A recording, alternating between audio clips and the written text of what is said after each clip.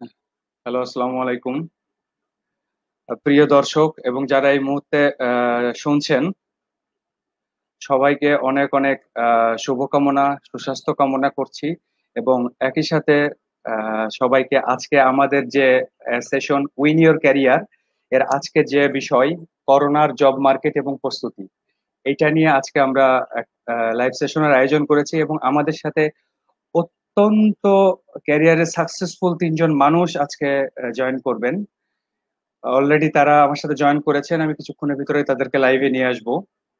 তো আমি যেটা নিয়ে আসলে বলতে চাই যে করোনার এই জব মার্কেট নিয়ে এখন হচ্ছে আমরা সবাই খুব একটু ভীত সন্ত্রস্ত হয়ে রয়েছি যে আমার বর্তমান জবের কি অবস্থা হবে, আবার আগামীতে হচ্ছে আমাদের জবগুলা কেমন আকৃতি ধারণ করবে, কিভাবে আমাদের জবগুলো আসবে, কি নেচারের জব হবে, যারা জব সিকার রয়েছেন তাদের জন্য আসলে করণীয় কি হবে। এই জন্য এই সবগুলা বিষয় নিয়ে আজকে আমরা কথা বলবো। তা আশা করি যে আমাদের সাথে থাকবেন। তা আমি এই মুহূর্তে আমাদের সাথে লাইভ সেশনে ইনভাইট করছি তৌফিকুর রহমান ভাইকে। অলরেডি আপনারা দেখতে পাচ্ছেন তাকে স্ক্রিনে। আমি তৌফিক ভাইকে সবাই একটু ইন্ট্রোডিউস করিয়ে দিই। তৌফিকুর রহমান ভাই আসলে অত্যন্ত সাকসেসফুল একজন মানুষ এবং বর্তমানে এসএমসি গ্রুপ, যেটা আমরা ওরসালেন বললে এক নামে সবাই চিনি, এসএমসি গ্রুপের উনি হচ্ছেন chief of marketing and supply chain management. তো স্যারকে আমি ওয়েলকাম জানাচ্ছি আজকের শোতে। স্যার কেমন আছেন? থ্যাংক ইউ শিবলি। আছি আলহামদুলিল্লাহ। আসলে যে পরিস্থিতি, মানে এর মধ্যে ভালো থাকাটা আসলে খুব ডিফিকাল্ট, তারপরেও শুকর আলহামদুলিল্লাহ ফাইন, এখন পর্যন্ত আছি ভালো আর কি। আচ্ছা আচ্ছা, থ্যাংক ইউ স্যার আপনাকে আমন্ত্রণ। আমি এই পর্বে আমাদের সাথে আরো একজনের লাইভ থাকার কথা ছিলেন, আমাদের অত্যন্ত প্রিয় রুশদিনা খান আপু। রুশদিনা খান আপু হচ্ছে একসময় ক্যারিয়ারে অত্যন্ত সফল মানুষ এবং বর্তমানে আমাদের যে একজন ট্রেনিং ইনস্টিটিউটের নাম ছিল ট্রেনিং উইথ রুশদিনা, যিনি বাংলাদেশে ইমোশনাল ইন্টেলিজেন্সের উপরে একদম স্পেসিফিক্যালি খুব সুখ্যাতি অর্জন করেছেন। রুশদিনা আপুকে আমি এখন লাইনে নিচ্ছি। হ্যালো রুশদিনা আপু। আপু শুনতে পাচ্ছেন? রুশদিনা আপু শুনতে পাচ্ছেন? হ্যাঁ শিবলি, শুনতে পাচ্ছি আমি। যাক, আপনার ইমোশনাল ইন্টেলিজেন্সের কথাই বলছিলাম। আপনি শুরুতেই একদম হাসি হাসি মুখ করে আমাদের সাথে জয়েন করলেন, তার মানে অলরেডি আপনি ইমোশনাল ইন্টেলিজেন্সের ডেমো দিয়েই আজকের লাইভ সেশন শুরু করলেন। তো আজকে আমরা জানি যে আজকে আমাদের আপু যদি দর্শকদের উদ্দেশ্যে শুরুতে কিছু বলেন। দর্শকদের উদ্দেশ্যে একটু আগে তৌফিক তো একটা খুব মূল্যবান কথা বললেন যে যেরকম সিচুয়েশন, এই পরিস্থিতিতে ভালো থাকা বড় একটা চ্যালেঞ্জ। আমরা চ্যালেঞ্জ জানি, চ্যালেঞ্জটাকে বুঝতে পারছি। আমাদেরকে এটা বুঝতে হবে যে ভালো না থেকে আমি আশেপাশের মানুষদেরকে ভালো থাকতে পারছি না, রাখতে পারছি না, কাজে আমার ভালো থাকার উপর অনেকের ভালো থাকা ডিপেন্ড করছে। অনেস্টলি স্পিকিং শিবলি, আমার ভালো থাকার উপর আপনাদের সবার ভালো থাকা ডিপেন্ড করছে। আমি যদি আমার নিজের ভালো যদি আমি নিজে না রাখতে পারি, আমার পরিবার, আমার বন্ধু বান্ধব, আমার আত্মীয় স্বজন, আমাদের কলিগরা, আমাদের ওয়েল উইশার্সরা, এরা সবাই কিন্তু মর্মাহত হতে যাবে এবং তার সাথে সাথে কিন্তু তাদের খারাপ থাকা শুরু হয়ে যাবে। কাজে আমি একা কিছু না, আমার ভালো থাকার উপর সবাই। কাজে আমাদেরকে ভালো থাকতে হবে, আমরা যেন যে কোনো অবস্থাতে যে কোনো পরিস্থিতিতে এটা বলতে পারি কনফিডেন্টলি আমি ভালো আছি।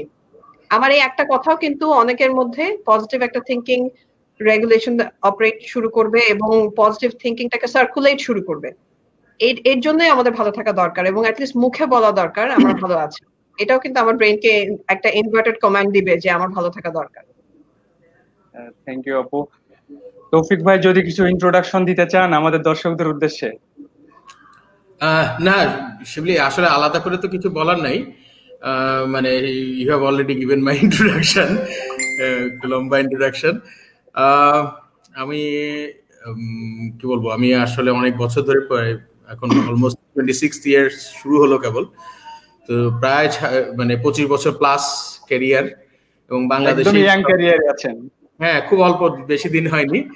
এবং আসলে আমি অনেককে দেখি যে কেউ 30 বছর, কেউ 35 বছর ধরে আছেন, কাজ করছেন। তাদেরকে দেখে আসলে খুব ইয়েই লাগে যে নিজেকে অনেক দুর্বল এবং ছোট মনে হয় যে আসলে ওনাদের সামনে যে কিছু কথা বলা আমাদের জন্য আসলে একটু বেশি হয়তো একটু মানে ওভার কনফিডেন্সের ব্যাপার হয়ে যায় আর কি। বাট এনিওয়ে আমি এখন আছি এসএমসি এন্টারপ্রাইজে as chief of marketing and supply chain. So ওখানে আসলে আমরা অনেকগুলো প্রোডাক্ট তৈরি করি। আমরা ORSaline is our flagship product, no doubt. Plus আমাদের Taste Me instant drink powder, Joya sanitary napkin, Smile baby diaper সহ আমাদের বেশ অনেকগুলো, আমরা অনেক মানে হেলথ অ্যান্ড হাইজিন রিলেটেড বেশ কিছু প্রোডাক্টও বানাই। So it's quite a big operation. আমরা আমাদের ফ্যাক্টরি 2টা। এর আগে আসলে আমি ছিলাম টিম গ্রুপ নামে একটা প্রতিষ্ঠানে, that's basically it's a RMG সেক্টরে কাজ করে তারা। তারাও আগে ছিলাম আমি ডিবিএল সিরামিক্সে। সো ডিবিএল সিরামিক্সে ছিলাম ওদের বিজনেস হেড হিসেবে। Then BRAC dairy and food এন্টারপ্রাইজেসে ছিলাম অ্যাজ ডাইরেক্টর। তারও আগে রহিমা ফ্রোজে ছিলাম as corporate head of marketing. Bengal মিডে ছিলাম অ্যাজ ডিএমডি অ্যান্ড সিও।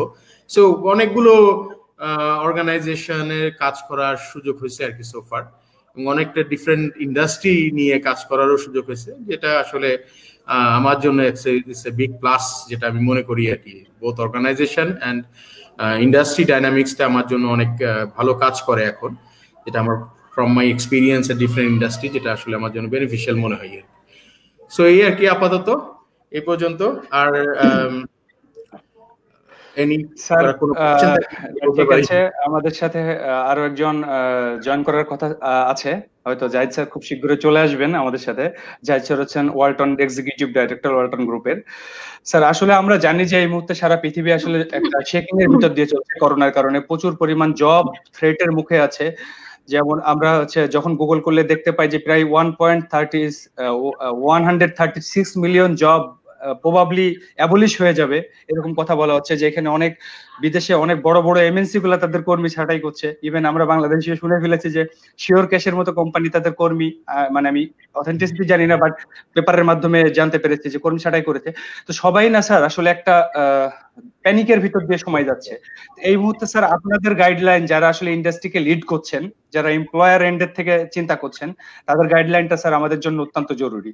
তো স্যার আপনাকে, তৌফিক স্যার, আপনাকে যদি আমি এই অ্যাসপেক্টে যদি আমি আপনার কাছ থেকে জানতে চাই যে করোনার ফলে আসলে প্রাইভেট জব সেক্টরে কি প্রভাব এই মুহূর্তে পড়ছে বা আগামীতে পড়বে বলে আপনি মনে করেন, এবং একই সাথে আমাদের দেশে করোনার এই পরিস্থিতির কারণে কি বেকারত্বের হার আগামীতে আরো বেড়ে যাবে কিনা স্যার? শিবলি, আই অ্যাকচুয়ালি কারোর সাথে এটা তো 100% এগ্রি উইথ ইউ যে করোনার জন্য আসলে যে পরিস্থিতিটা সারা ওয়ার্ল্ড ওয়াইড তৈরি হচ্ছে। যেমন আমি আজকেই দেখলাম যে ইউএসএ তে অলরেডি 2,20,00,000 প্লাস মানুষ অলরেডি আনএমপ্লয়মেন্টের জন্য দে হ্যাভ অ্যাপ্লাইড, যেটা সাধারণত 30-40 লাখের মধ্যেই থাকে, সীমাবদ্ধ থাকে। তো গ্লোবালি, আর আমরা তো ইউরোপের অবস্থা জানি, গ্লোবালি আমাদের মানে এন্টায়ার গ্লোব এখন আসলে under tremendous pressure, specially economic প্রেশারটা এখন আমরা হয়তো হেলথ রিস্ক নিয়ে কারণে আমরা অনেক কিছু ওভারলুক করছি, বাট এই সিচুয়েশন কেটে যাওয়ার পরেই আসলে সবচেয়ে বড় এফেক্ট যেটা আমাদের আসবে সেটা আমাদের ইকোনমিক কন্ডিশনের উপরে। সো যেটা হয় কি যে industry in general definitely sustain করাটা, যদি এটা লং, এখনো হয়তো 1-2 মাস হলে হয়তো এটাকে তবুও অনেক most of the companies will sustain, but যদি এটা একটা লঙ্গার পিরিয়ডের জন্য হয় তাহলে কিন্তু আসলে সবার জন্যই sustainability will be at stake. Specially যারা মানে হেভি ব্যাংক বরোয়িং বা যাদের মানে লোন অনেক বেশি থাকে, যে সমস্ত ইন্ডাস্ট্রিতে বা যে সমস্ত অর্গানাইজেশনে তাদের লোনের পরিমাণটা হয়তো বেশি ইকুইটির চাইতে বা অ্যাসেটের চাইতে, তারা আসলে উইল বি দা মানে হার্ডেস্ট হিট। কেননা তাদের তখন এখন হয়তো ব্যাংকে আপনাকে একটা সময় দিচ্ছে, সুযোগ দিচ্ছে একটা সার্টেন টাইম পর্যন্ত এটাকে ডেফার করার জন্য, বাট আফটার করোনা, কারণ ব্যাংকও কিন্তু আসলে কমার্শিয়াল এন্টিটি, তাদেরও একটা লিমিটেশন আছে, থাকবেই। তো ওরা একটা যখন এটাকে রিকভারির জন্য যখন প্রেশার দেওয়া শুরু করবে, তখন একটা মেজর ইকোনমিক সেটব্যাক কিন্তু আসলে ওভারঅল ইকোনমির উপর পড়বেই, এটাকে আসলে ডিনাই করার কোনো সুযোগ নাই। সো এইরকম সিচুয়েশনে of course job market is being affected, because অনেকেই আছেন যারা এখন আসলে, আমি যদি আরো স্পেসিফিকলি বলি, যারা আমরা স্পেশাল এসেনশিয়াল গুডস বা ফার্মা সেক্টরে আছি, তাদের জন্য হয়তো সময়টা অনেক ডিফিকাল্ট হলেও একেবারে ইম্পসিবল সিচুয়েশন আমরা নাই। বাট যারা নন এসেনশিয়াল গুডস নিয়ে কাজ করছেন তাদের জন্য আসলে সেই ইন্ডাস্ট্রিগুলো কিন্তু এখন অলমোস্ট মানে পুরোই বসা বলতে পারি আমরা। সো এই সিচুয়েশনে আসলে মালিকদেরকে আমরা বলছি যে তারা কেন করছে না বা তাদের করা উচিত। অফকোর্স অনেক কিছু আসলে উচিত আবার আমরা করি না, হ্যাঁ। সো এটাই রিয়েলিটি, এটাই বাস্তবতা। সো দেখা যাবে যে একটা পর্যায়ে যাওয়ার পরে আমাদের এই যে মানে আনএমপ্লয়মেন্টের পার্সেন্টেজ, মানে লে অফ বলেন, কর্মী ছাঁটাই বলেন, কোম্পানি বন্ধ বলেন, এই অবস্থাগুলো কিন্তু আরো বাড়তে থাকবে। স্পেশালি আমরা যদি দেখি যে দেখেন আমাদের মেজর যে খাতগুলো নিয়ে আমরা আলাপ করছিলাম, যে আমাদের, আমি যেহেতু একটা ইন্ডাস্ট্রিতে ছিলাম, আমি ওই ইন্ডাস্ট্রির পার্সপেক্টিভে বলি। যেমন আমাদের যে সিরামিক ইন্ডাস্ট্রি বা বিল্ডিং ম্যাটেরিয়াল ইন্ডাস্ট্রির কথা যদি চিন্তা করেন, বিল্ডিং ম্যাটেরিয়াল ইন্ডাস্ট্রিতে কি হচ্ছে, এখন কিন্তু কনস্ট্রাকশন কাজগুলো সবই বন্ধ। বাট যেগুলো আফটার করোনা যে সমস্ত অনলাইন মানে প্রজেক্ট আছে সেগুলো বেড়ে যাবে, সেগুলো আবার শুরু হয়ে যাবে। সো তারাও তো একটা রাশ থাকবে।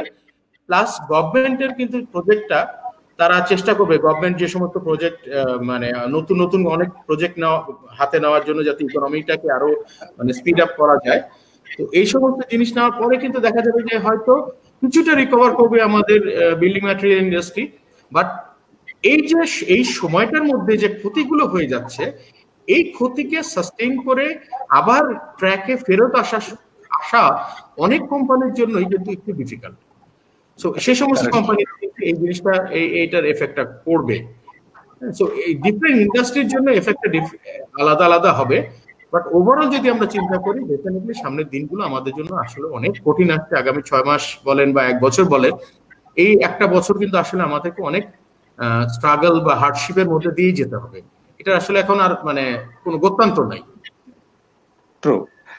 স্যার আমাদের সাথে অলরেডি জয়েন করেছেন, যাকে আমরা প্রত্যাশা করছিলাম। স্যার আসসালামু আলাইকুম। স্যার ওয়ালাইকুম আসসালাম। আমাদের সাথে SM Zahid Hossain sir join করেছেন। স্যার আমাদের অত্যন্ত প্রিয় মানুষ এবং ফেসবুকেরও খুব প্রিয় মুখ। ওয়ালটন গ্রুপের এক্সিকিউটিভ ডাইরেক্টর হিসেবে স্যার আছেন। স্যারকে আমাদের তরফ থেকে ওয়েলকাম। এবং আজকে আমাদের লাইভ শোতে যারা ভিউয়াররা যারা দেখছেন এবং তাদের প্রত্যেকের সাথেই স্যারকে পরিচয় করতে, স্যার যদি ভিউয়ারদের উদ্দেশ্যে আপনি শুরুতে কিছু বলেন স্যার। প্রথমে আপনাকে ধন্যবাদ এবং আরো 2 জন আলোচক যারা আছেন ওনাদেরকে শুভেচ্ছা। আসলে আমরা কি বলবো যে স্মরণকালে একটা ক্রান্তিকাল অতিক্রম করছি। গত অন্তত 100 বছরের ইতিহাসে এইরকম সর্বব্যাপী মহামারী পৃথিবীর আমার মনে হয় জীবন্ত কোনো মানুষ দেখেছে কিনা এটি আমার সন্দেহ আছে। যে এত মানে সর্বব্যাপী, যে পৃথিবীর প্রায় 215টি দেশে যে কোভিড-19 তার থাবা বসিয়েছে। তো সেরকম একটি পরিস্থিতিতে আমরাও প্রায় 1 মাসের কাছাকাছি লকডাউন অবস্থায় আছি, ঘরে বসে। তো এই অবস্থায় আসলে মানে সবারই মনের অবস্থাও খারাপ এবং যত দিন যাচ্ছে এইটার প্রভাব আমাদের অর্থনীতি, আমাদের সামাজিক বিভিন্ন যে শৃঙ্খলা, সবকিছুর উপরে এটার একটা প্রভাব পড়তে যাচ্ছে এবং আমরা সেটা বুঝতে পারছি। তারপরেও মানুষ আশায় বাঁচে। আমি একজন আশাবাদী লোক। তো সেই আশা থেকেই আমি সকলকে বলবো যে যে নির্দেশনাগুলো আছে আমরা সবাই ঘরে থাকি, স্বাস্থ্যবিধি মেনে চলি এবং নিজে ভালো থাকি, অন্যকে ভালো রাখার চেষ্টা করি। এটুকুই আমি শুরুতে বলতে চাচ্ছি।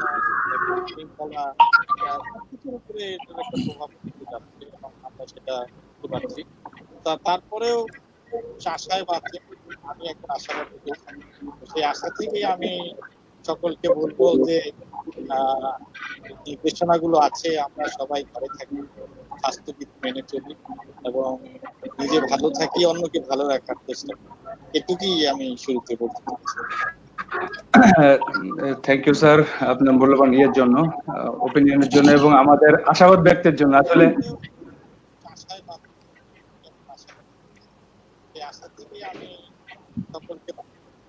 স্যার আমাকে শুনতে পাচ্ছেন সবাই? স্যার হ্যাঁ শুনতে পাচ্ছি। আচ্ছা আচ্ছা তো মোটামুটি আসলে আমাদের সিচুয়েশন যে এরকম দাঁড়িয়েছে যে আসলে আমরা এক সময় চিন্তা করতাম যে আমি আজকে সন্ধ্যার সময় ভিএলএস নিয়ে ভার্চুয়াল লার্নিং সিস্টেম নিয়ে কথা বলছিলাম, যে আমরা এক সময় চিন্তা করতাম যে 2G 3G শুধু জি গুনতাম, 1G তারপরে 2G তারপর 3G, এখন 5G পর্যন্ত গুনছি। জি এর আগে জেনারেশনের আগে 1 2 3 4 বসতেছে, কিন্তু আসলে আমাদের কাছে কোনো মিনিংফুল জিনিস হচ্ছে না। তো আজকের এই যে আমরা লাইভ স্ট্রিমের মাধ্যমে সবাই একসাথে কথা বলতে পারছি এবং একই সাথে আমরা আমাদের সাথে আরো শত শত মানুষ জয়েন করছেন, দেখছেন, তাদের কমেন্ট করছেন, এইটা হচ্ছে আমার মনে হচ্ছে যে সেই ডিজিটাল বাংলাদেশের একটু ছোঁয়া পাচ্ছি এবং আমরা সেই 3G 4G এর এক্সপিরিয়েন্সটা এখন মনে হচ্ছে যে কিছু কিছু হইলেও পাচ্ছি। স্যার আমরা যেটা বলছিলাম যে আসলে অনেক জব আগামী দিনে হয়তো বা অ্যাবলিশ হয়ে যাবে, নতুন অনেক জবের জন্ম হবে। যেমন স্যার আমরা এখন এই মুহূর্তে দেখছি যে আমরা চালডাল.com এর বেড়ে গিয়েছে, মানে অনলাইনে খাবার অর্ডার বেড়ে গিয়েছে। তাই মানে আগামী দিনে দেখা যাচ্ছে যে প্রচুর পরিমাণ যারা ডেলিভারি ম্যান বা ড্রাইভার এদের ডিমান্ড বেড়ে যাবে। তো এইরকম স্যার আমরা যদি হ্যাঁ আপনি ঠিকই বলেছেন। আমরা এই করোনা পরবর্তী যে পৃথিবীটা আমরা এখনো জানি না যে করোনা ঠিক কোথায় যেয়ে থামবে বা কোথায় তার যাত্রার সমাপ্তি ঘোষণা করবে, এটা আমরা এখনো কেউ বুঝতে পারছি না। তবে এটুকু বলা যায় যে আমরা যে পৃথিবীটা রেখে এসেছি করোনার আগে, যে পৃথিবীতে আমরা বেড়ে উঠেছি, আমাদের এই সময়টা আমরা কাটিয়েছি, এটুকু আমি বলতে পারি যে করোনা পরবর্তীকালে আমরা সেই পৃথিবীটা আর ফেরত পাবো না।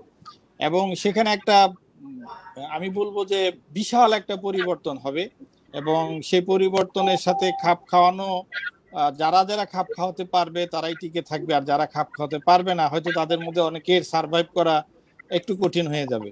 তবে এটুকু বলা যায় যে করোনা পরবর্তী যে বিশ্ব আসছে সেখানে আমরা অর্থনীতি বলি বা যে জব মার্কেটের কথা আপনি আজকে প্রতিপাদ্য করেছেন, সবকিছুই একটা আমি মনে করি যে বড় ধরনের একটা এটা আসলে প্রেডিকশন করা বা কোন রকম পূর্বাভাস এই মুহূর্তে দেওয়া আমি মনে করি সমীচীন হবে না, কারণ শেষই হয় না এটার যে আমরা আবার শুরু করব কিভাবে।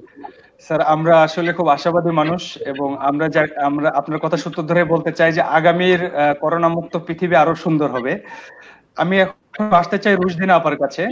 রুশদিনা আপা যেহেতু আসলে আমাদের জব মার্কেটের জন্য রেডি করেন, রুশদিনা আপার মতো মানুষরা যারা আমাদের স্কিল সেটকে ডেভেলপ করে দেন, যারা আমাদের কিভাবে সফট স্কিল বা কাজে লাগিয়ে নিজেকে আরো উন্নত করা যায় সেই কাজগুলাই মানুষগুলি করে থাকেন এবং রুশদিনা আপা হচ্ছে আমাদের সেই জায়গার একজন পথিকৃৎ।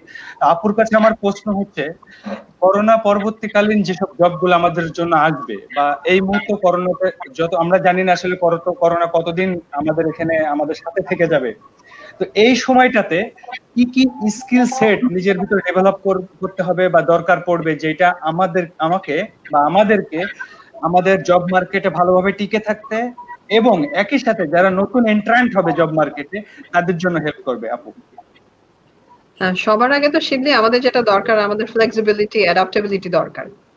আমরা আমাদের আশেপাশের এই যে চেঞ্জিং এনভায়রনমেন্ট, আমাদের যে আশেপাশে এত চেঞ্জ হচ্ছে এবং ভবিষ্যতে আরো হবে, এখন তো আমি মনে করছি চেঞ্জের আসলে শুরু। এখনই জাহিদ ভাই যেটা বললেন যে এই পরিবর্তনটা কোথায় গিয়ে থামবে এবং এরপরে আমরা আসলেই আগের পৃথিবী ফিরে পাবো কিনা, there are so many questions, এত আনসার্টেনটি, এবং আনসার্টেনটি মানেই তো চেঞ্জ।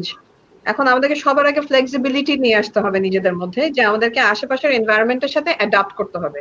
তো এখন অ্যাডাপ্টেবিলিটির জন্য আমাদের কি কি দরকার? আমাদের সবার আগে তো আমাদের মাইন্ডসেটটা দরকার, আমাদের চিন্তা ভাবনাটাকে ওইভাবে সেট করা দরকার। তো এখন ওই মাইন্ডসেটটা তৈরি করার জন্য, আমাদের মনস্থির করার জন্য আমাদের বিভিন্ন রকমের পড়াশোনা এখন থেকে দরকার, আমাদের বিভিন্ন রকমের ট্রেনিং। এখন আমি জানি আমি ট্রেনিং প্রফেশনাল, আমি ট্রেনিং এর কথা অবশ্যই বলবো। তবে শুধুমাত্র যে এটা ডাইরেক্ট মেন্টরের কাছ থেকে ট্রেনিং নেওয়া, ট্রেনারের কাছ থেকে ট্রেনিং নেওয়া শুধু তাই না, নিজের সেলফ লার্নিং, সেলফ ট্রেনিংটা খুব দরকার। মেন্টাল স্টেট একটা তৈরি করা দরকার যে আমরা আশেপাশের যে চেঞ্জিং এনভায়রনমেন্ট যেটাই আসুক না কেন সেটার সাথে আমাকে অ্যাডাপ্ট করতে হবে উইথ স্ট্রেংথ, উইথ কারেজ। আমাদের মধ্যে সাহসের অনেক বেশি দরকার। একটা ছোট্ট এক্সাম্পল, আমরা খুব কমন একটা প্রভাব, একটা বাগধারা আমরা প্রায় শুনি যে ডাইনোসরদের এক্সাম্পল দেওয়া হয় যে ডাইনোসররা ফ্লেক্সিবল ছিল না, এই জন্য ওরা টিকতে পারেনি। যখন ভূমিকম্প হলো, সুনামি আসলো, সেই সময় ডাইনোসরদের, সেই প্রিহিস্টরিক যুগে, প্রাগৈতিহাসিক যুগে, তখন ডাইনোসররা সবার আগে কিন্তু বিলুপ্ত হয়ে গেছে। কিন্তু অনেক ছোট ছোট প্রাণীও সেই সময় থেকে কিন্তু চলে এসছে। কালের বিবর্তনে হয়তো তাদের ফিগার চেঞ্জ হয়েছে, সাইজ চেঞ্জ হয়েছে, but they survive the changes of the earth. তো আমাদেরকে এখন ডাইনোসর হলে তো চলবে না, আমাদেরকে সেই অ্যাডাপ্টেবল প্রাণীর মতনই হতে হবে। তো মানুষ হচ্ছে কি সবচেয়ে বেশি অ্যাডাপ্টেবল। আমাদের মধ্যে যে সুপ্ত স্কিল গুলো আছে, যে সুপ্ত শক্তিগুলো আছে, সেই শক্তিগুলোকে রিয়েলাইজ করা, সচেতন ভাবে রিয়েলাইজ করা এবং সেই শক্তিগুলোকে কাজে লাগানো, আমার মনের জোরটাকে বাইরে বের করে নিয়ে আসে, যে জোরটাকে এতদিন আমার প্রয়োজন হয়নি। কিন্তু আমাকে নিজেকে বুঝতে হবে আমি কি পারি, আমি কি করতে পারি, আমার পক্ষে কি সম্ভব। আমাদের মধ্যে খুব কমন একটা জিনিস দেখা যায়, আমরা একটা টাইমের বাইরে গিয়ে কাজ করতে পারি না। আমাদের মধ্যে খুব কমন একটা জিনিস দেখা যায় যে আমি একটা টাইপের বাইরে গিয়ে কাজ করতে পারি না। টাইম একটা কনস্ট্রেন্ট আমাদের জন্য, আমাদের জন্য কাজের টাইপ একটা কনস্ট্রেন্ট, স্কিলের টাইপ একটা কনস্ট্রেন্ট। নতুন কিছু শেখার ব্যাপারে আমাদের আগ্রহ এত কম, নতুন যে কোনো কিছু শেখার ব্যাপারে, নতুন কোনো ওয়ার্ক টাইপ, নতুন কোনো বিজনেসে অ্যাডপ্ট করার ক্ষেত্রে, নতুন কোনো ইন্ডাস্ট্রি। আমরা নর্মালি কি করি, আমি টেলিকমিউনিকেশন থেকে বের হচ্ছি বা টেলিকমিউনিকেশনে কাজ করছি, আমি যদি জব সুইচ করার চিন্তা করি, আমি সবার আগে টেলিকমে চিন্তা করব। কেউ কিন্তু সাহস করে ইন্ডাস্ট্রিতে লিভ করে অন্য ইন্ডাস্ট্রিতে যাওয়ার কিন্তু ওই সাহসটা আমাদের মধ্যে থাকে না। ইন্ডাস্ট্রি তো দূরের কথা, আমি নিজের সিটে বসে পাশের সিটে কি কাজ হচ্ছে সেটা দেখারও আমার ইচ্ছাটা থাকে না। we are so much into our comfort zone, আমাদের কমফোর্ট জোনের বাইরে আমরা স্টেপ আউট করতে পারি না। তো এই যে এগুলো তো আমাদের নেগেটিভ জিনিসগুলো আমি সামনে নিয়ে আসলাম, আমাদেরকে এর থেকে বের হতে হবে। আমাদেরকে ওই যে বললাম, coming back to wire I started, আমাদেরকে অ্যাডাপ্টেবিলিটি তৈরি করতে হবে সচেতন ভাবে। থ্যাংক ইউ আপু, আপনি সুন্দরভাবে বলেছেন যে আসলে সার্ভাইভাল হচ্ছে সিচুয়েশনাল। যে আমি ছোট কি আমি বড়, বিষয়টা এরকম না, বিষয়টা হচ্ছে সিচুয়েশন কি ডিমান্ড করছে তার উপরে সেই স্কিল সেট গুলোকে নিজের ভিতরে অ্যাডাপ্ট করা। লাইক অ্যাজ ডাইনোসর, যখন মানুষ ছিল না তখন অনেক বড় বড় ডাইনোসর বিলুপ্ত হয়েছে, কিন্তু টিকটিকির মতো ছোট প্রাণী হতো সার্ভাইভাল ফিটনেসটা ঠিক রাখতে পেরেছে বিধায় এখনো পর্যন্ত আমরা ওদেরকে দেখতে পাই। আমি আচ্ছা আবার কাছে ফিরতে চাই, যে তৌফিক ভাই হচ্ছেন আসলে এফএমসিজি ইন্ডাস্ট্রিতে এই মুহূর্তে কাজ করছেন, যে আপনাদের তো এই মুহূর্তে যে প্রোডাক্টগুলি নিয়ে কাজ করছে সেই প্রোডাক্টের তখন হিট মার্কেট। মানে আমরা বলে থাকি যে এফএমসিজি প্রোডাক্ট, অনেকে হয়তো এফএমসিজিটা ধরতে পারছেন না, আমি একটু বলি ফাস্ট মুভিং কনজিউমার গুড, অর্থাৎ যেই পণ্যটা প্রতিদিন আমার সংসারে না হলে আমার সংসার চলবে না, সেটাকে আমরা এফএমসিজি প্রোডাক্ট বলি। লাইক যেমন তৌফিক ভাইয়ের আছে ওরসালাইন বা ডায়াপার বা স্যানিটারি ন্যাপকিন নিয়ে আমাদের এসএমসি একটা বিরাট মার্কেটে বিশাল ভূমিকা রাখছে। তো যে এফএমসিজি যে প্রোডাক্ট বা যে রেগুলার যে খাদ্যদ্রব্য, নিত্য প্রয়োজনীয় যে পণ্যগুলি, এই পণ্যগুলোর মার্কেট বা এফএমসিজি ইন্ডাস্ট্রিতে করোনার প্রভাব আসলে অন্যদের তুলনায় স্যার আপনি কেমন মনে করছেন এই মুহূর্তে? এবং একই সাথে আগামীর করোনা পরবর্তী যে সময়টা আসছে এই ইন্ডাস্ট্রিতে, এই স্পেসিফিক এই এফএমসিজি ইন্ডাস্ট্রিতে কাজের সুযোগ পাওয়া এবং একই সাথে ভালো করার জন্য ইন্ডাস্ট্রিতে স্যার আপনার যদি স্পেসিফিক কোনো পয়েন্ট আকারে গাইডলাইন দেন sir. Okay, thank you Shibli. আসলে আমরা যদি যেটা রুদিন একটু আগে বলছিলেন যে আমাদের কমফোর্ট জোন, হ্যাঁ কমফোর্ট জোন, আমরা যদি জোন যে কনসেপ্টটা থিওরি, সেখানে যদি দেখি যে ফার্স্টে থাকে কমফোর্ট জোন, তারপর ফিয়ার জোন, তারপর লার্নিং জোন, তারপর হচ্ছে কি আপনার গ্রোথ জোন। তো এখন আমরা এখন আসলে এতদিন ছিলাম কমফোর্ট জোনে, এখন আমরা কিন্তু ফিয়ার জোনে, অনেকেই আমরা কিন্তু ফিয়ার জোনে। এই ফিয়ার জোনটাকে ওভারকাম করা আবার অনেকে কিন্তু আবার লার্নিং জোনে চলে গেছেন, আবার অনেকে পারছেন না। ওই ফিয়ারটাকে মানে কোপ করতে হলে যে মেন্টাল স্ট্যাবিলিটি বা মেন্টাল স্ট্রেংথটা দরকার, সেটা হয়তো অনেকের মধ্যে মিসিং। তো যেটা হবে ইভেন্চুয়ালি, আমার কাছে ওই যে সাজেদ ভাই যেটা বললেন একটু আগে, যে আসলে it's very difficult to predict at this moment, but আমরা যেটা ধারণা করতে পারি আর কি, একটা কমন সেন্স, যে যেটা হবে যে যারা এই ফিয়ার ফ্যাক্টর থেকে বের হতে না পারবেন এবং তাদের নিজেদেরকে ডেভেলপ না করতে পারবেন এই পিরিয়ডটার মধ্যে, কেননা job nature will change, loss of job nature will change. হ্যাঁ, তো কাজে এখন আমাদের হিউম্যান কিন্তু মানে survivor, human is a survivor মানে প্রাণী, পশু। সো সেখানে থেকে যদি চিন্তা করি যে yes definitely people will survive, whether I survive you survive that's a different question, but people will survive, human will survive. So যতক্ষণ পর্যন্ত হিউম্যান সার্ভাইভ করবে ততক্ষণ পর্যন্ত কিন্তু ব্যবসা বাণিজ্য চলবেই, বিকজ ইটস এক্সচেঞ্জ, তাই না? Goods and services, money, it's an exchange. So আমাদের সার্ভাইভ করার জন্য দিস ইজ এসেনশিয়াল। সো এটা চলবেই। সো হয়তো আমি আপনি সেই তার মধ্যে থাকতেও পারি, নাও থাকতে পারি। এখন থাকবো কি থাকবো না সেটা কিন্তু আসলে ডিপেন্ড করছে আমি এই যে ফিয়ার জোন থেকে কত তাড়াতাড়ি বের হয়ে লার্নিং জোনটাকে আমি অ্যাডপ্ট করতে পারি। হ্যাঁ, আমার যেগুলো ল্যাকিং, যেমন আমরা কিন্তু বুঝছি যে আমাদের অনেক জবের নেচারটা চেঞ্জ হয়ে যাবে। যেমন এখন আমরা অনেকেই মানে অনলাইন মিটিং এ অভ্যস্ত ছিলাম না, এখন কিন্তু আমরা অনলাইন মিটিং এ এখন বেশি অভ্যস্ত হয়ে যাচ্ছি। উই আর সিইং যে আমাদের আসলে physical presence at the office আসলে অতখানি রিকোয়ার্ড না যতখানি আমরা এতদিন ভাবতাম। সো উই ক্যান মানে কমপ্লিট লট অফ ওয়ার্ক, যে আমরা আসলে এই যে মাইন্ডসেটটা, হ্যাঁ, এই যে চেঞ্জেসটা, এই চেঞ্জের সাথে অ্যাডাপ্ট করতে হবে আমাদের। সো আইটি স্কিল আরো আমাদের ইমপ্রুভ করা দরকার। আমাদের এখন একটা মেজর আসছে যেটা আমরা সফট স্কিলের কথা বলি, কমিউনিকেশন বলি, ইন্টারপার্সোনাল রিলেশন বলি, এই সমস্ত জিনিসের উপর ফোকাসটা করা দরকার। আর আরেকটা জিনিস যেটা আমি যদি স্পেসিফিকলি এফএমসিজি কোম্পানি নিয়ে, যেহেতু কোশ্চেনটা, আমি যদি এফএমসিজির পার্সপেক্টিভে বলি, FMCG deals with essential products. হ্যাঁ, সো এসেনশিয়াল প্রোডাক্টস এর জন্য আই উড রাদার সে যে এই মুহূর্তটা হচ্ছে সবচেয়ে ডিফিকাল্ট। কারণ আপনারা জানেন যে আমাদের প্রায় এই ইন্ডাস্ট্রিতে প্রায় ধরেন 25 থেকে 30 লাখ লোক কাজ করছে যারা ফ্রন্ট লাইনে কাজ করে। তো এই যে 25 থেকে 30 লক্ষ লোক, এরা কিন্তু ফিল্ডে আছে, এরা কিন্তু আসলে বাসায় বসে থাকার কোনো স্কোপ নাই তাদের।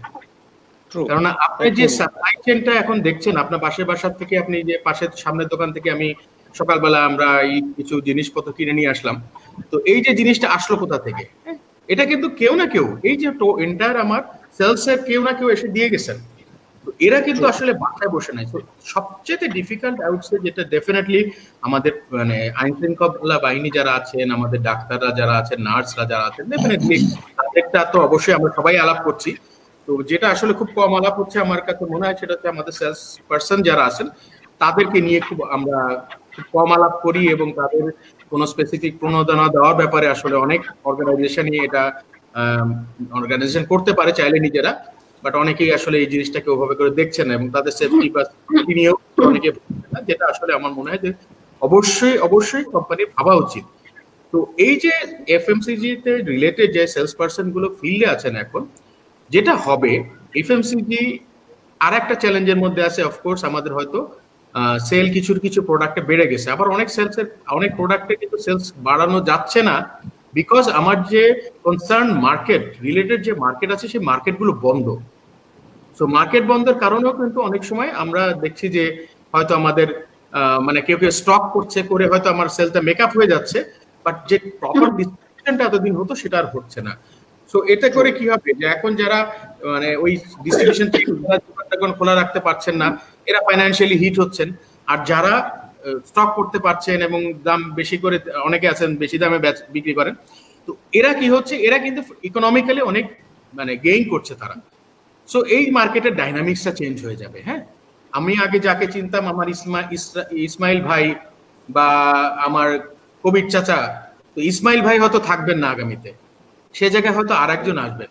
সো আমাকে ওই জায়গাটাতে আসলে আমাদের জন্য সবচেয়ে বড় challenge at present and in future. So FMCG আমার মনে হয় না যে ওভারঅল, যদি আমি ইন্ডাস্ট্রি, আমি কোম্পানি স্পেসিফিক না বলি, ওভারঅল ইন্ডাস্ট্রি স্পেসিফিক যদি বলি, because it deals with essential goods, যেটা মানুষের প্রতিদিন লাগে। সো এইখানে আমি খুব বিশাল কোন একটা ইম্প্যাক্ট, আসলে আমি পজিটিভ ইম্প্যাক্ট ছাড়া নেগেটিভ ইম্প্যাক্ট দেখি না অনেস্টলি। আসলে ওটাই বলতে হয় স্যার, যে আমাদের বাংলাদেশে আসলে দুইটা ইন্ডাস্ট্রিতে সম্ভবত সব থেকে বেশি লোক কাজ করে। হাতে কলমে ধরতে গেলে আসলে এফএমসিজি ইন্ডাস্ট্রিতে কাজ করে, মানে আই মিন সেলসম্যান, যারা সেলসের সাথে সরাসরি যুক্ত, বাজার ব্যবস্থাপনার সাথে, ডিস্ট্রিবিউশন চ্যানেলের সাথে, এবং তারপরে সম্ভবত যে আরএমজি তে সব থেকে বেশি লোক কাজ করে। এই দুইটাই সব থেকে বড় ইন্ডাস্ট্রি। আমি একটু আসতে চাই জাহিদ স্যারের কাছে। জাহিদ স্যার ওয়ালটনে এক্সিকিউটিভ ডিরেক্টর হিসেবে আছেন। জাহিদ স্যার, আপনার তো আসলে ইলেকট্রনিক্স ইকুইপমেন্ট নিয়ে বাংলাদেশের সব থেকে বড় স্টক ধরে রেখেছেন, এবং হোম অ্যাপ্লায়েন্সে আপনারা হচ্ছে একছত্র অধিপতি বাংলাদেশের। তো আমরা যখন ট্রেন্ড অ্যানালাইসিস করে দেখেছি স্যার, মানে ইন দ্য মিন টাইম, যে আমার কাছে দেখলাম যে আমি যখন দেখতে স্যার, যদি আপনার সাথে একটু শেয়ার করি, যে টেক কোম্পানি, যে আপনারা সর্ট অফ টেক কোম্পানির আগামী দিন অনেক বড় হবে টেক কোম্পানিগুলা, রাইট? যারা ইলেকট্রনিক্স ইকুইপমেন্ট আছে, যেমন আজকেই আমরা এই সবাই ল্যাপটপের মাধ্যমে বা মোবাইলের মাধ্যমে কানেক্টেড, এবং ইকুইপমেন্ট গুলা স্যার মতো ওয়ালটন কোম্পানি এগুলা প্রোভাইড করে। তার মানে এইটার কনজাম্পশন রেটও বেড়ে যাবে। স্যার সেই আসপেক্ট থেকে যেহেতু আপনি ইলেকট্রনিক ইন্ডাস্ট্রিতে আছেন, তা আপনার কাছে আমার প্রশ্ন যে ইলেকট্রনিক ইন্ডাস্ট্রিতে আপনাদের বর্তমানে এখন কি অবস্থায় আছে পুরো বাংলাদেশ ইন্ডাস্ট্রিটা, এবং আপনার গ্রুপ এই করোনা আসপেক্টে এট দ্য সেম টাইম আগামী দিনে ইলেকট্রনিক ইন্ডাস্ট্রি আসলে আমরা গুগলে যা পড়েছি এটা কি আসলে বাস্তবে ঘটবে? কারণ আপনি তো ওদের মানে ওই ইন্ডাস্ট্রি অপারেশনের লোক, এবং এট দ্য সেম টাইম আপনারা আরেকটা জিনিস নিয়ে কাজ করছেন, সেটা হচ্ছে মেডট্রনিক, যেটা হচ্ছে পৃথিবীর সবথেকে বড় ভেন্টিলেশন বানায় যারা, মানে মেডিকেল ইকুইপমেন্ট যারা বানায়, সেই কোম্পানির সাথে আপনারা রিসেন্টলি জয়েন্ট ভেঞ্চার করেছেন, এমইউ সাইন করেছেন যে ভেন্টিলেশনের কাজ করবেন, বা আরো অনেক কিছু নিয়ে আসবেন আমাদের সাথে।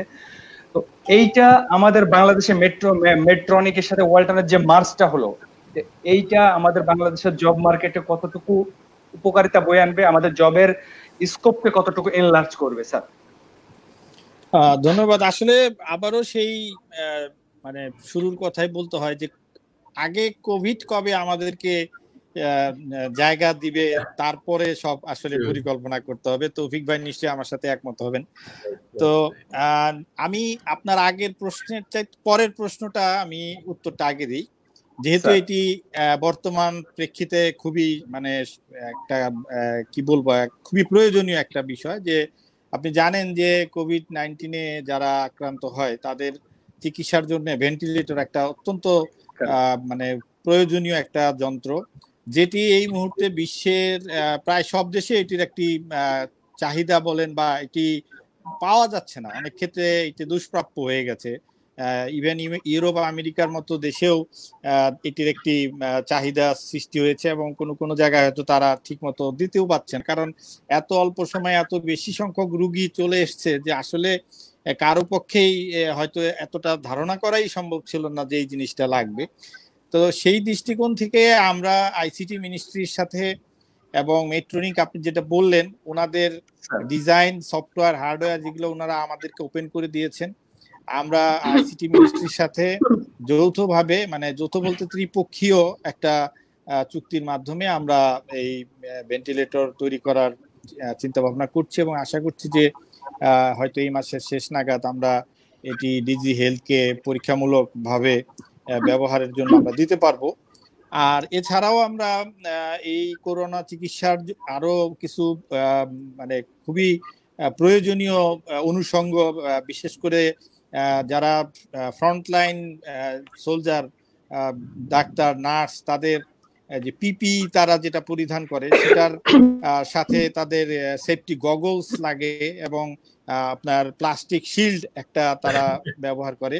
এটি কিন্তু অলরেডি আমরা আমাদের ফ্যাক্টরিতে উৎপাদন করেছি, এবং এটি আমরা অলরেডি ব্যবহারের জন্য দিয়ে দিয়েছি ডিজি হেলথকে, এবং ওনাদের মাধ্যমে এটি যেখানে প্রয়োজন সেখানে যাচ্ছে। তো এই কোভিড-19 বিষয়ে এখন পর্যন্ত পৃথিবীর কোনো বৈজ্ঞানিক বা কোনো রিসার্চ কনক্রিট কোনো কিছু এখনো বলতে পারেনি কেউ। ইভেন অনেকে এটার চরিত্রই এখনো ধরতে পারেনি, যে ভাইরাসটা উহানে কেমন ছিল, সে ইটালিতে আবার কেমন হয়েছে, সে বাংলাদেশে এসে আবার কোন চরিত্র নিয়েছে, এই নিয়ে এখন পর্যন্ত বিতর্ক আছে। সুতরাং তার ভ্যাকসিন কবে বের হবে বা তার প্রতিষেধক প্রতিরোধক কোনো ওষুধ এখন পর্যন্ত বের হয় নাই। যে যত কথাই বলুক, কেউ এখন পর্যন্ত বলেনি যে এইটি এর ওষুধ, সেটা যেহেতু হয়নি। তো এই চিকিৎসা সামগ্রী আমি জানি না, আমি সেটা শুরুতেই বলেছি যে কোভিড কতদিন থাকবে, এটি যদি আরো দীর্ঘস্থায়ী হয় তাহলে এই চিকিৎসা সামগ্রী নিশ্চিতভাবে বিশ্বব্যাপী এটার চাহিদা বাড়বে, এবং সেক্ষেত্রে এটার হয়তো একটা বাণিজ্যিক চিন্তা ভাবনা তখন আসতেও পারে, এবং সেখানে জব মার্কেটে জানেন আপনি যে চাহিদা যেটা বাড়বে সেটারই সেখানে কর্মসংস্থানেরও ওই প্রসঙ্গ ধরে একটু যদি অ্যাড করি এইভাবে, যে যেহেতু ইলেকট্রনিক ইন্ডাস্ট্রি ইলেকট্রনিক্স মার্কেটটা বাড়বে, আইটি মার্কেট বাড়বে, তার মানে হচ্ছে আমাদের যেসব টেকনিক্যাল এডুকেশন আছে, স্পেশালি ভোকেশনালে শেখানো হয়, ডিপ্লোমা করানো হয়, তার মানে সেমি স্কিলড ওয়ার্কার বা স্পেসিফিক স্কিল যেসব ওয়ার্কার গুলি, যারা ইভেন হইতে পারে একজন টিভি মেকার, তখন একজন টিভি আমার পাড়ার দোকানে যে লোকটা আজকে টিভি সারে, তাকে হয়তো বা তখন আপনার ইন্ডাস্ট্রিতে একজন বড় পজিশনে ইঞ্জিনিয়ার হিসেবে আপনি তাকে চাইবেন। তো এইরকম অনেক জব সম্ভবত আগামীতে আরো ক্রিয়েট হবে, এটাই আশা করা যায় আপনাদের অবশ্যই সেটা হবে। অবশ্যই হবে। এবং আমি এটা অনেক জায়গায় বলেছি, আজকেও আমি বলছি যে আমাদের আসলে এখন চিন্তা করার সময় চলে এসছে, বিশেষ করে যারা শিক্ষানীতি নিয়ে কাজ করেন, যে এই যে আমাদের সনাতনী যে বিএ এমএ এমবিএ পাস, এই পড়াশোনায় আসলে আগামী, আমি অন্তত এটা বলতে পারি, কোভিড উত্তর পৃথিবীতে এটা নিয়ে সার্ভাইভ করা খুব কঠিন হয়ে যাবে। কারণ এখানে টেকনিক্যাল, আপনি যেটা বললেন, ডেফিনেটলি এখানে টেকনোলজি ডমিনেট করবে এবং টেকনোলজির ব্যবহার বাড়বে, এবং টেকনোলজির ব্যবহার যখন বাড়বে তখন একজন হয়তো প্রাতিষ্ঠানিক পড়াশোনা তার কম থাকতে পারে, কিন্তু টেকনিক্যালি যদি সে সাউন্ড হয়, সে যদি হাতের কাজটা ভালো জানে, তাহলে তার দাম জব মার্কেটে অবশ্যই একজন উচ্চ শিক্ষিত বলতে আমরা এখন পর্যন্ত যা বুঝি তার থেকে ভালো থাকবে, এটা আমি বলতে পারি। স্যার আমি আজকেই কিছু আর্টিকেল পড়ছিলাম আর কি। আমাদের ইদানিং একসময় আমরা যখন আসলে আমরা 2000 আগে আমরা যারা সাধারণত অনার্সে পাশ করে আসছি, তো আমরা সবসময়, স্যার আপনারা সবাই আমার আগের মানুষ, তো হচ্ছে যে আমরা সবসময় সায়েন্সটাকে সর্বপ্রথম সাবজেক্ট মনে করতাম, যে সায়েন্সে ভর্তি হতে হবে, সায়েন্সে পড়তে হবে। এবং বাবা মারও একটা প্যাশন ছিল, ডাক্তার ইঞ্জিনিয়ার অথবা সায়েন্সের যে কোনো সাবজেক্ট, যদি যে কোনো প্রাইভেট ইউনিভার্সিটিতে চান্স পাই, ছেলে অথবা মেয়ে আমার শাইন করে যাবে ইনশাল্লাহ। কিন্তু 2000 সালের পরবর্তীতে সে আমরা একটা খুব প্যারাডাইম শিফট দেখতে পেলাম স্টাডির ক্ষেত্রে। সবাই কমার্স মুখী হয়ে গেল, সবাই ব্যবসা করতে চাই। হ্যাঁ, চলে গেছে সবাই। 2005 পর্যন্ত সিইসির একটা চাহিদা ছিল। 2005 এর পর থেকে দেখা গেল যে মানুষ মার্কেটিং পড়ছে, মানুষ এইচআর পড়ছে, মানুষ ম্যানেজমেন্ট পড়ছে, মানুষ অনেক কিছু পড়ছে, কিন্তু সায়েন্সের প্রতি ফোকাসটা মনে হচ্ছে কেন যেন একটু কমে যাচ্ছে। যে সায়েন্সের ছাত্ররা পড়ে হয় বিসিএস দিবে না কি করবে, ওরা এখন কনফিউজ। বিসিএস এর বাইরে যেন ওদের কোনো দুনিয়া খুঁজে পাচ্ছি না। তো আমার মনে হচ্ছে যে সায়েন্সের আজকের বিভিন্ন জার্নাল থেকে আমি দেখছিলাম যে সায়েন্সের স্টুডেন্টদের চাহিদা আগামী দিনগুলোতে বাড়বে, কারণ হেলথ সেক্টরে ইনভেস্ট বাড়বে, আইটি সেক্টরে ইনভেস্ট বাড়বে, টেকনো সেক্টরে ইনভেস্ট বাড়বে। তো সেই ক্ষেত্রে সায়েন্সের দিন বোধহয় আবার আমাদের ফিরে আসছে। আগামী 10 বছর এখন মানুষ সায়েন্সই পড়বে, দেখা যাচ্ছে কমার্সে ছিল। বর্তমানে আমি যেটা এখন আপনার ওই প্রথম প্রশ্নটার একটু উত্তর দিই, যে আসলে আপনি যেটা বলছিলেন যে আমরা ওয়ালটন কিন্তু বাংলাদেশে ইলেকট্রনিক্স পণ্যের গত প্রায় 15 বছর যাবত এমন একটা অবস্থায় আমরা নিয়ে এসেছিলাম যে এটি এখন একটা স্বয়ংসম্পূর্ণ শিল্প বলতে পারেন। যে ইলেকট্রনিক্স পণ্য, আর যদি ধরেন রেফ্রিজারেটরের কথা বলি, এয়ার কন্ডিশনারের কথা বলি, ইভেন আমরা এখন লিফট তৈরি করছি, এগুলো যদি আর কোনো বাইরে থেকে নাও আনা হয়, তো বাংলাদেশের অভ্যন্তরীণ বাজারে কোনো এইসব পণ্যের কোনো ঘাটতি হবে বলে আমি মনে করি না। গত বছরে আমরা শুধু বাংলাদেশের অভ্যন্তরের বাজারে 20 লক্ষ এয়ার কন্ডিশনার রেফ্রিজারেটর বিক্রি করেছিলাম। তো সুতরাং এই কোভিড এর কারণে হয়তো আমাদের এই বছর সেই গ্রোথ ঠিক থাকবে না, কারোরই ঠিক থাকবে না। এটা শুধু আমরা না, কোনো প্রতিষ্ঠানেরই আসলে ঠিক রাখা একটু কষ্টকর হবে। তো আমি যেটা বলছিলাম যে আগামীর পৃথিবী, এই যে আমরা এই অনলাইনে যে অভ্যস্ত হয়ে যাচ্ছি, আমি তো মনে করি যে এর থেকে আমরা কিন্তু বেরোতে পারবো না। এবং এই যে আমাদের যে সোশ্যাল ডিস্টেন্সটা এখন রাষ্ট্রীয়ভাবে আন্তর্জাতিকভাবে আমাদেরকে করে দিল, এইটা আমার মনে হচ্ছে যে আমরা কোভিড এর পরে এই জিনিসটা আরো আমাদের মধ্যে থেকে যাবে, আমরা এই অভ্যাসের থেকে বেরোতে পারবো না। সুতরাং সেক্ষেত্রে প্রযুক্তি তার জায়গা নিবেই, এটা অবশ্যম্ভাবী, এটার মধ্যে কোনো সন্দেহ নেই।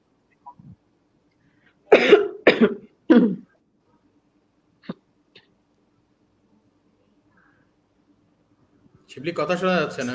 শিবলি ভাই, আপনাকে শুনতে পাচ্ছি না। সরি তৌফিক স্যার, আপনার কাছে একজন জানতে চেয়েছেন, mister Imdadul Haque Imdad. I request Tawfiq Rahman sir to say about beverage industry. As a TM of beverage industry, what we should do during this 19? কারণ আমরা জানি যে এখন কোলা ইন্ডাস্ট্রিটা আসলে মানুষ এখন বেসিক নিড নিয়েই আছে। কারণ এখন কোলা তো এক ধরনের হচ্ছে ফ্যান্সি প্রোডাক্ট বা লাক্সারি প্রোডাক্ট বলি আমরা। তো ওই তার এই প্রশ্নটার স্পেসিফিক আপনার কাছেই করেছি স্যার। ওকে, একটু আগে যেটা শিবলি তুমি যেটা বলে ফেললে অলরেডি, আসলে কোলা তো বা বেভারেজ আমরা এই ধরনের একটু নন এসেনশিয়ালের মধ্যেই পড়ে। সো যার জন্য আসলে ইন্ডাস্ট্রিতে ডেফিনেটলি একটা বিরাট চলছে। এখন এখানে আসলে স্পেসিফিকলি ইন্ডাস্ট্রিতে যারা আছে তাদেরকে আলাদা করে যে বেভারেজ ইন্ডাস্ট্রির মানুষ এই কাজটা করা উচিত এরকম আসলে ব্যাপারটা তা না। ব্যাপারটা হচ্ছে কি সব যে সমস্ত ইন্ডাস্ট্রিতে অলরেডি এই মানে কোভিড এর কারণে যারা এখন বন্ধ আছেন বা তাদের ইকোনমিক ফাইন্যান্সিয়ালি তারা অনেক এফেক্টেড হচ্ছেন, সেই অর্গানাইজেশন গুলোতে যারা কাজ করেন তাদের সবার জন্য আমি যেটা আগে বললাম, this is a golden opportunity for you to think about yourself. হ্যাঁ, যে আমরা যেটা নিয়ে একটু আগে খুব সুন্দর একটা ডিসকাশন হচ্ছিল আপনাদের, যে আমরা পড়াশোনা করি সার্টিফিকেট নেই, কেন নেই, এটা করে কি করব, এটা আসলে আমাদের কারোরই কোনো ধারণা নেই ম্যাক্সিমামেরই। হ্যাঁ, সবাই পড়ছে, আমাকেও পড়তে হবে, এটা এখন চলছে, কেন চলছে, কি চলছে, এগুলি নিয়ে আমরা কোনোদিন চিন্তাও করি না। Whether I fit for that position আর মানে জব, আমার একটা চাকরির দরকার, আমি চাকরি করা শুরু করে দিলাম, মানে এক জায়গায় পেয়ে গেলাম, ব্যাস আই স্টার্টেড। হ্যাঁ, দিস ইজ ফাইন, বাট যত তাড়াতাড়ি সম্ভব আমাকে কিন্তু সেখান থেকে সরে যাওয়া উচিত। এখন বেভারেজ ইন্ডাস্ট্রিতে যেটা হচ্ছে আবার দিস ইজ, আমি আবার একটু আবার বেভারেজে ফেরত আসি, মাঝখানে আর একটা অন্য কথা বললাম, বাট বেভারেজে যেটা হচ্ছে যে এখন হয়তো এই মুহূর্তে কোভিড যেটা আমাদের এখন লকডাউন সিচুয়েশন বা যে সোশ্যাল ডিস্টেন্সিং এর যে মেজর পিরিয়ডটা এখন চলছে, এই সময়টাতে মানে একটু ঝামেলা যাবেই। বাট আফটার দিস, হ্যাঁ, যখন মানুষ আবার social, it's a social gathering based product কিন্তু। হ্যাঁ, আমরা রেস্টুরেন্টে যাচ্ছি, মানে বেভারেজ কোনো একটা আলাদা বেভারেজ খাচ্ছে বা দাওয়াত হচ্ছে, সে সমস্ত জায়গায় বেশি খাই। তো সেই রকম অবস্থা আসতে হয়তো আরো 3-4 মাস সময় লাগবে ভাই। হ্যাঁ, আমরা একেবারে খুব মানে যদি চিন্তা করি যে এই ঈদ আমরা অনেকেই চিন্তা করছি যে হয়তো লকডাউন ঈদ পর্যন্তও যেতে পারে, পসিবিলিটি আছে যদি এভাবে করে না কমে আমাদের সিগনিফিকেন্টলি, তো সেটাও যদি যায়, তো আপনি ধরেন সব মিলায় আবার যারা ওই যে বললাম যে চেইনটা আমাদের এখন তো সাপ্লাই চেইনটা ভেঙে পড়ছে, ডিস্ট্রিবিউশন চেইনটা তো আসলে ভেঙে পড়ছে অনেকখানি, সো এটাকে আবার রিবিল্ড করে আগের অবস্থানে আসতে একটু সময় লাগবেই। তো এই 3-4 মাস আপনাদেরকে আসলে ধৈর্য ধরতে হবে, এবং সেই সাথে নিজেকে গ্রো করার জন্য যে সমস্ত জিনিস, যেমন এই যে রুদিন একটাকে বলছিলেন যে বিভিন্ন ট্রেনিং এর কথা, হ্যাঁ, সেটা আপনার ফাংশনাল ট্রেনিং হোক, সফট স্কিল হোক, হোয়াট আপনি নিজেকে জাজ করেন যে আমার মধ্যে কি কি জিনিস ল্যাকিং, আমি এখন কোথায় যেতে চাই এবং বর্তমানে আমি কোথায় আছি, এটার উপর বেসিস করে যে আমার কি কি জিনিস ডেভেলপ করা দরকার, because you are your best জাজ, বাইরে যে যেটাই বলুক না কেন। হ্যাঁ, আপনি নিজেকে জাজ করেন, নিজেকে কোশ্চেন করেন যে আমার কোথায় উচিত ছিল, আমি কোথায় কোথায় আছি, কেন আছি বা কেন নাই, যদি কেন নাই হয়ে থাকি তাহলে কি কি জিনিস আমার ইমপ্রুভ করতে হবে। তো সেটার উপর বেসিস করে প্লিজ স্টার্ট লার্নিং দ্যাট, এবং খুব শীঘ্রই হয়তো এটা, ওই যে আমিও আসলে জাহিদ ভাইয়ের মতো আর কি, মানে আমি অ্যান অপটিমিস্টিক পারসন, আমার আশা যে এটা খুব শীঘ্রই হয়তো এটা আমাদের কেটে যাবে। তো কেটে গেলে তখন কিন্তু 2-4 মাসের মধ্যেই দেখবেন আবার everything will be at least to some extent back to normal. হ্যাঁ, হয়তো 60%, 50%, but it will come back to normal. So তখন কিন্তু ইউ আর অলরেডি ইকুইপড। হ্যাঁ, তখন কিন্তু আপনি অলরেডি ইকুইপড, আপনি নিউ অ্যাকোয়ার্ড নলেজ নিয়ে আর আপনার প্রিভিয়াস স্কিল নিয়ে আপনি কিন্তু এট এ বেটার পজিশন। যদি কম্পিটিশন ইন্টেন্স হয় তাও কিন্তু আপনি কম্পিট করতে পারবেন। সো এটা আসলে not particularly for beverage industry, আমি আমার মানে যারা এই যে সমস্ত ভাইরা আছেন অন্যান্য ইন্ডাস্ট্রি গুলোতে, আমি সবাইকেই আসলে এই কথাটাই বলি যে please try to focus on yourself at this moment. This is the best time.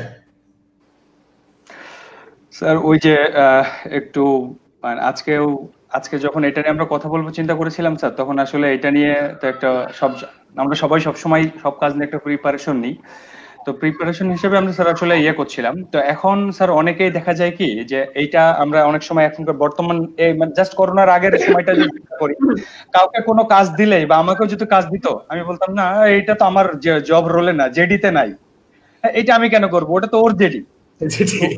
আমি দেখলাম যে সারা পৃথিবী থেকে সমস্ত এক্সপার্টাইজ যারা আছেন, ক্যারিয়ার এক্সপার্টাইজ বা কাউন্সিলররা, তারা সাজেস্ট করছেন যে আপনি জব টাইটেল নিয়ে মাথা ব্যথা করার কোনো সময় এখন না, জেডি নিয়ে মাথা ব্যথা করার সময় নাই, on what job you assigned for instantly do it. মানে আপনার কাছ থেকে আপনার সুপারভাইজার, আপনার কোম্পানি যেই মুহূর্তে যেটা চাচ্ছে ওইটা আপনাকে ডেলিভারি দিতে হবে, এই মুহূর্তে জব চয়েসের বা কাজ চয়েসের সময় নয়। This is the time to show your dedication to your loyalty, হ্যাঁ, এন্ড ইউর কমিটমেন্ট। সো এই সময় যদি আপনি ব্যাক আউট করেন তাহলে কিন্তু আপনার ওই নেগেটিভ মার্কিং যেটা হবে সেটা কিন্তু সহজে পজিটিভ হবে না। তো স্যার এখানে ফর অল দিস আর কি রেজিগনেশন একটু এমপ্লয় অ্যাসপেক্ট থেকে আমরা অনেক সময় মনে করি যে আসলে কোম্পানি আমাদের দিকে খেয়াল করছেন না যেভাবে আসলে খেয়াল করা উচিত ছিল, বা আমাদের মনের ভিতরে সবসময় একটা বুদবুদ খেলা করে যে এটা নাই কেন, ওটা নাই কেন, বাট আমার যেটা আছে এটাও তো কোম্পানিরই দেওয়া। তো আমার এই জন্যই এই সময়টা স্যার যেটা একটু সুন্দর করে আর্টিকুলেট করলেন, দিস ইজ দ্য টাইম যে আমার কোম্পানির ভিশন মিশন কি। প্রত্যেকটা কোম্পানির কিছু ভ্যালু সেট থাকে, এইগুলা নিয়ে রুশদিন আপা ট্রেনিং করেন ভ্যালু সেট নিয়ে। তো এই ভ্যালু সেট এখন আসলে পড়ার সময় হয়েছে আমাদের প্রত্যেকটা কোম্পানিতে যাতে আমরা চাকরি করি। যে ভ্যালুর ভিতরে অলমোস্ট সব কোম্পানিতেই মনে হয় একটা কথা কমন আছে, সেটা হচ্ছে ইন্টিগ্রিটি, টিম ওয়ার্ক, বা আমরা যদি আরো ইজি বলি লয়্যালটি, বিলিভ, এই কথাগুলো সব কোম্পানি কম বেশি বলে থাকে। তো this is the right time and this is the right platform যে আমার কোম্পানির প্রতি ডেডিকেশনটা দেখানোর, যে এখন আসলে কোম্পানিও আমাদের কাছ থেকে ডেডিকেশনটা চাই। স্যার, তো আমি এইখানে আরেকটা প্রশ্ন আমাদের স্ক্রিনে ভেসে আসছে, আমি একটু পরে জাহিদ স্যারের কাছে এই কোশ্চেনটা নিয়ে আসবো। আর কি কোশ্চেনটা দেখতে পাচ্ছেন? আগামীতে এফএমসিজি কোম্পানি বাদে অন্য কোম্পানি সেলসে যারা কাজ করেন তাদের চাকরি কি বেশি ঝুঁকিপূর্ণ? আর যদি ঝুঁকিপূর্ণ হয় তবে তাদের জন্য ভবিষ্যৎ পরিকল্পনা কি হওয়া উচিত বলে আপনি মনে করেন? স্যার, এই কোশ্চেনটা আপনার কাছে আসবো রুশদিন আপনার সাথে একটু কথা বলার পরে। স্যার, আপনি এই কোশ্চেনটা নিব। রুশদিন আপু, আপনাকে আসলে আপনি আমাদের কথা অনেকক্ষণ ধরে শুনছেন, এটা ওই যে আপনার ইমোশনাল ইন্টেলিজেন্সের ট্রেনার বিধাই সম্ভব হয়েছে। আমি হলে এতক্ষণ হয়তো শোনার ধৈর্য থাকতো না। তো আমার শুনে অভ্যাস আছে। থ্যাংক ইউ আপু। অভ্যাস আছে, ঘরে বাইরে সব জায়গায়। না, ভালো বলেছেন। আমরা খুব কঠিন কঠিন আলোচনা করছিলাম, কিন্তু আপনি জিনিসটাকে খুব ইজি করে দিলেন। হ্যাঁ, তো অনেকেই হয়তো জানেন না যে রুশদিন আপুর ঘরের লোকও এখানে আছেন। তো আমি একটু ভিউয়ারদেরকে বলি যদি রুশদিন আপু অনুমতি দেন। আচ্ছা, আমাদের সাথে তৌফিক রহমান ভাই আছেন, যিনি এসএমসি এর chief of marketing and supply chain. উনি হচ্ছেন আমাদের রুশদিন আপুর বেটার হাফ। তো ওই জন্যই উনি ঘরেও নাকি শোনেন। তো তৌফিক ভাই, জিনিসটা কিন্তু আপনাকে বলা।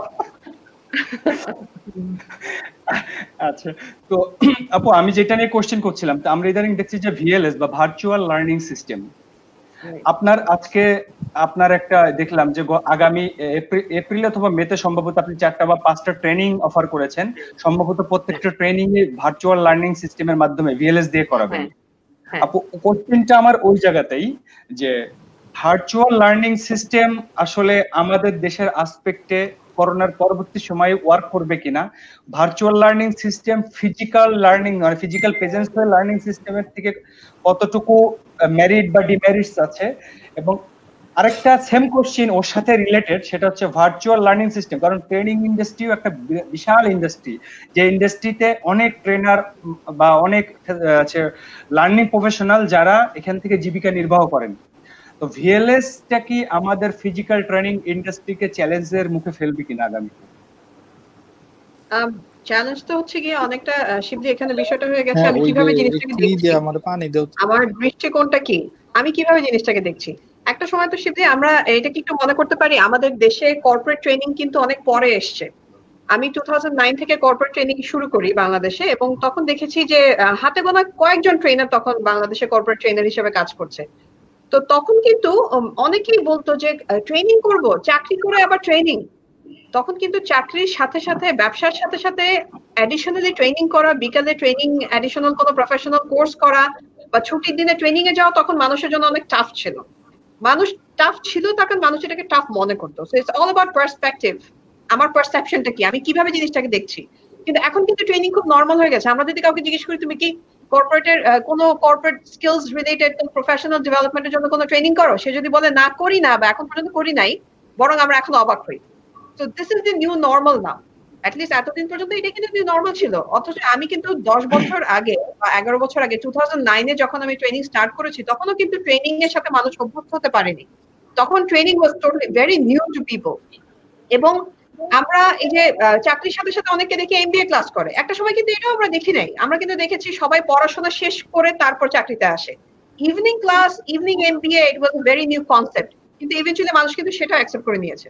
কাজে মানুষ কিন্তু বিভিন্ন বাধার সম্মুখীন হয়ে লিমিটেশনটাকে ওভারকাম করতেও শিখেছে for their own benefit, for their own good. এখন আমরা এমন একটা পর্যায়ে এসেছি যে আমাদেরকে ট্রেনিংটাকে কনসেপচুয়ালি চেঞ্জ করতে হবে because of the limitations we have. আমাদের শিক্ষার জন্য, আমাদের লার্নিং এর জন্য, আমাদের ওন ডেভেলপমেন্টের জন্য আমাদেরকে এটা করতে হবে। যেহেতু করতে হবে, আমরা এটাকে আস্তে আস্তে অ্যাকসেপ্ট করে নিয়েছি। বাই দ্য ওয়ে, এখন যে আপনি যে বললেন শিবলি যে আমরা নেক্সট উইক থেকে আমরা ভার্চুয়াল লার্নিং সেশনস অ্যানাউন্স করেছি, ইট হ্যাজ অ্যাকচুয়ালি স্টার্টেড। আমার আজকে বিকেলেও ট্রেনিং ছিল and the participation was really amazing. It was a big group এবং অলরেডি এই নিয়ে আমি 3টা সেশন রান করেছি। আমাদের কর্পোরেটের ট্রেনিং গুলো কিন্তু অলরেডি ভার্চুয়ালি চলে যাচ্ছে এবং কিছু কিছু কিন্তু কর্পোরেট অলরেডি স্টার্ট করে দিয়েছি আমরা তাদের ট্রেনিং। তো that's the best part of it, that's the good news. তো এখন যখনই কোনো চেঞ্জ আসে তখনই আমাদের মধ্যে যদি ওই স্ট্রেংথটা থাকে, আমরা কিন্তু নতুন আঙ্গিকে নতুন পরিবেশে খাপ খাওয়াতে পারি। এটা কিন্তু সম্ভব যদি শুধুমাত্র আমার মধ্যে সেই ইচ্ছাটা থাকে। এবং ইচ্ছা থাকার জন্য ডেফিনেটলি আমরা এটার বেনিফিটটা আমাদেরকে দেখতে পারতে হবে। We have to look at the objectives and the outcomes that we eventually get. এখন ভার্চুয়াল লার্নিং এর সাথে কিন্তু অলরেডি মানুষ কিন্তু এটাকে অ্যাকসেপ্ট করা শুরু করেছে। হ্যাঁ, of course it will take some time. কোনো কিছুই, যে কোনো চেঞ্জ একটু টাইমের দরকার, ওভারনাইট কিন্তু কোনো চেঞ্জ আসে না। হ্যাঁ, ডেফিনেটলি একটা সময় আমরা যেমন ক্লাসরুম এডুকেশনের উপর বেশি নির্ভরশীল ছিলাম, এখন আমরা অনেকখানি নির্ভরশীল কিন্তু এই যে এক্সপেরিয়েন্সিয়াল লার্নিং এর উপর। আমরা আমি যখন ইউনিভার্সিটিতে পড়তাম, আমি যখন কলেজ ইউনিভার্সিটিতে পড়তাম, তখন কিন্তু আমার কোনো ধারণাও ছিল না, স্পেশালি যখন আমি আমার আন্ডার গ্রাজুয়েট ছিলাম, আমি যখন ইউনিভার্সিটিতে আমি যখন অনার্স পড়তাম, তখন আমার ধারণাও ছিল না যে একটা ট্রেনিং সেশনে গিয়ে আমরা কোনো ফিজিক্যাল অ্যাক্টিভিটি করতে পারি, আমরা কোনো টিম বিল্ডিং এর জন্য বা লিডারশিপ সেশনের জন্য কোনো ফিজিক্যাল অ্যাক্টিভিটিতে এঙ্গেজ হতে পারি, এরকম কোনো সিমুলেশন গেম থাকতে পারে। কিন্তু এখন কিন্তু এটা খুব নর্মাল যে একটা টিম বিল্ডিং এর ট্রেনিং এ যাবো, একটা লিডারশিপ ট্রেনিং এ যাবো, এখানে একটা সিমুলেটেড গেম কিন্তু থাকবে, খুব নর্মাল।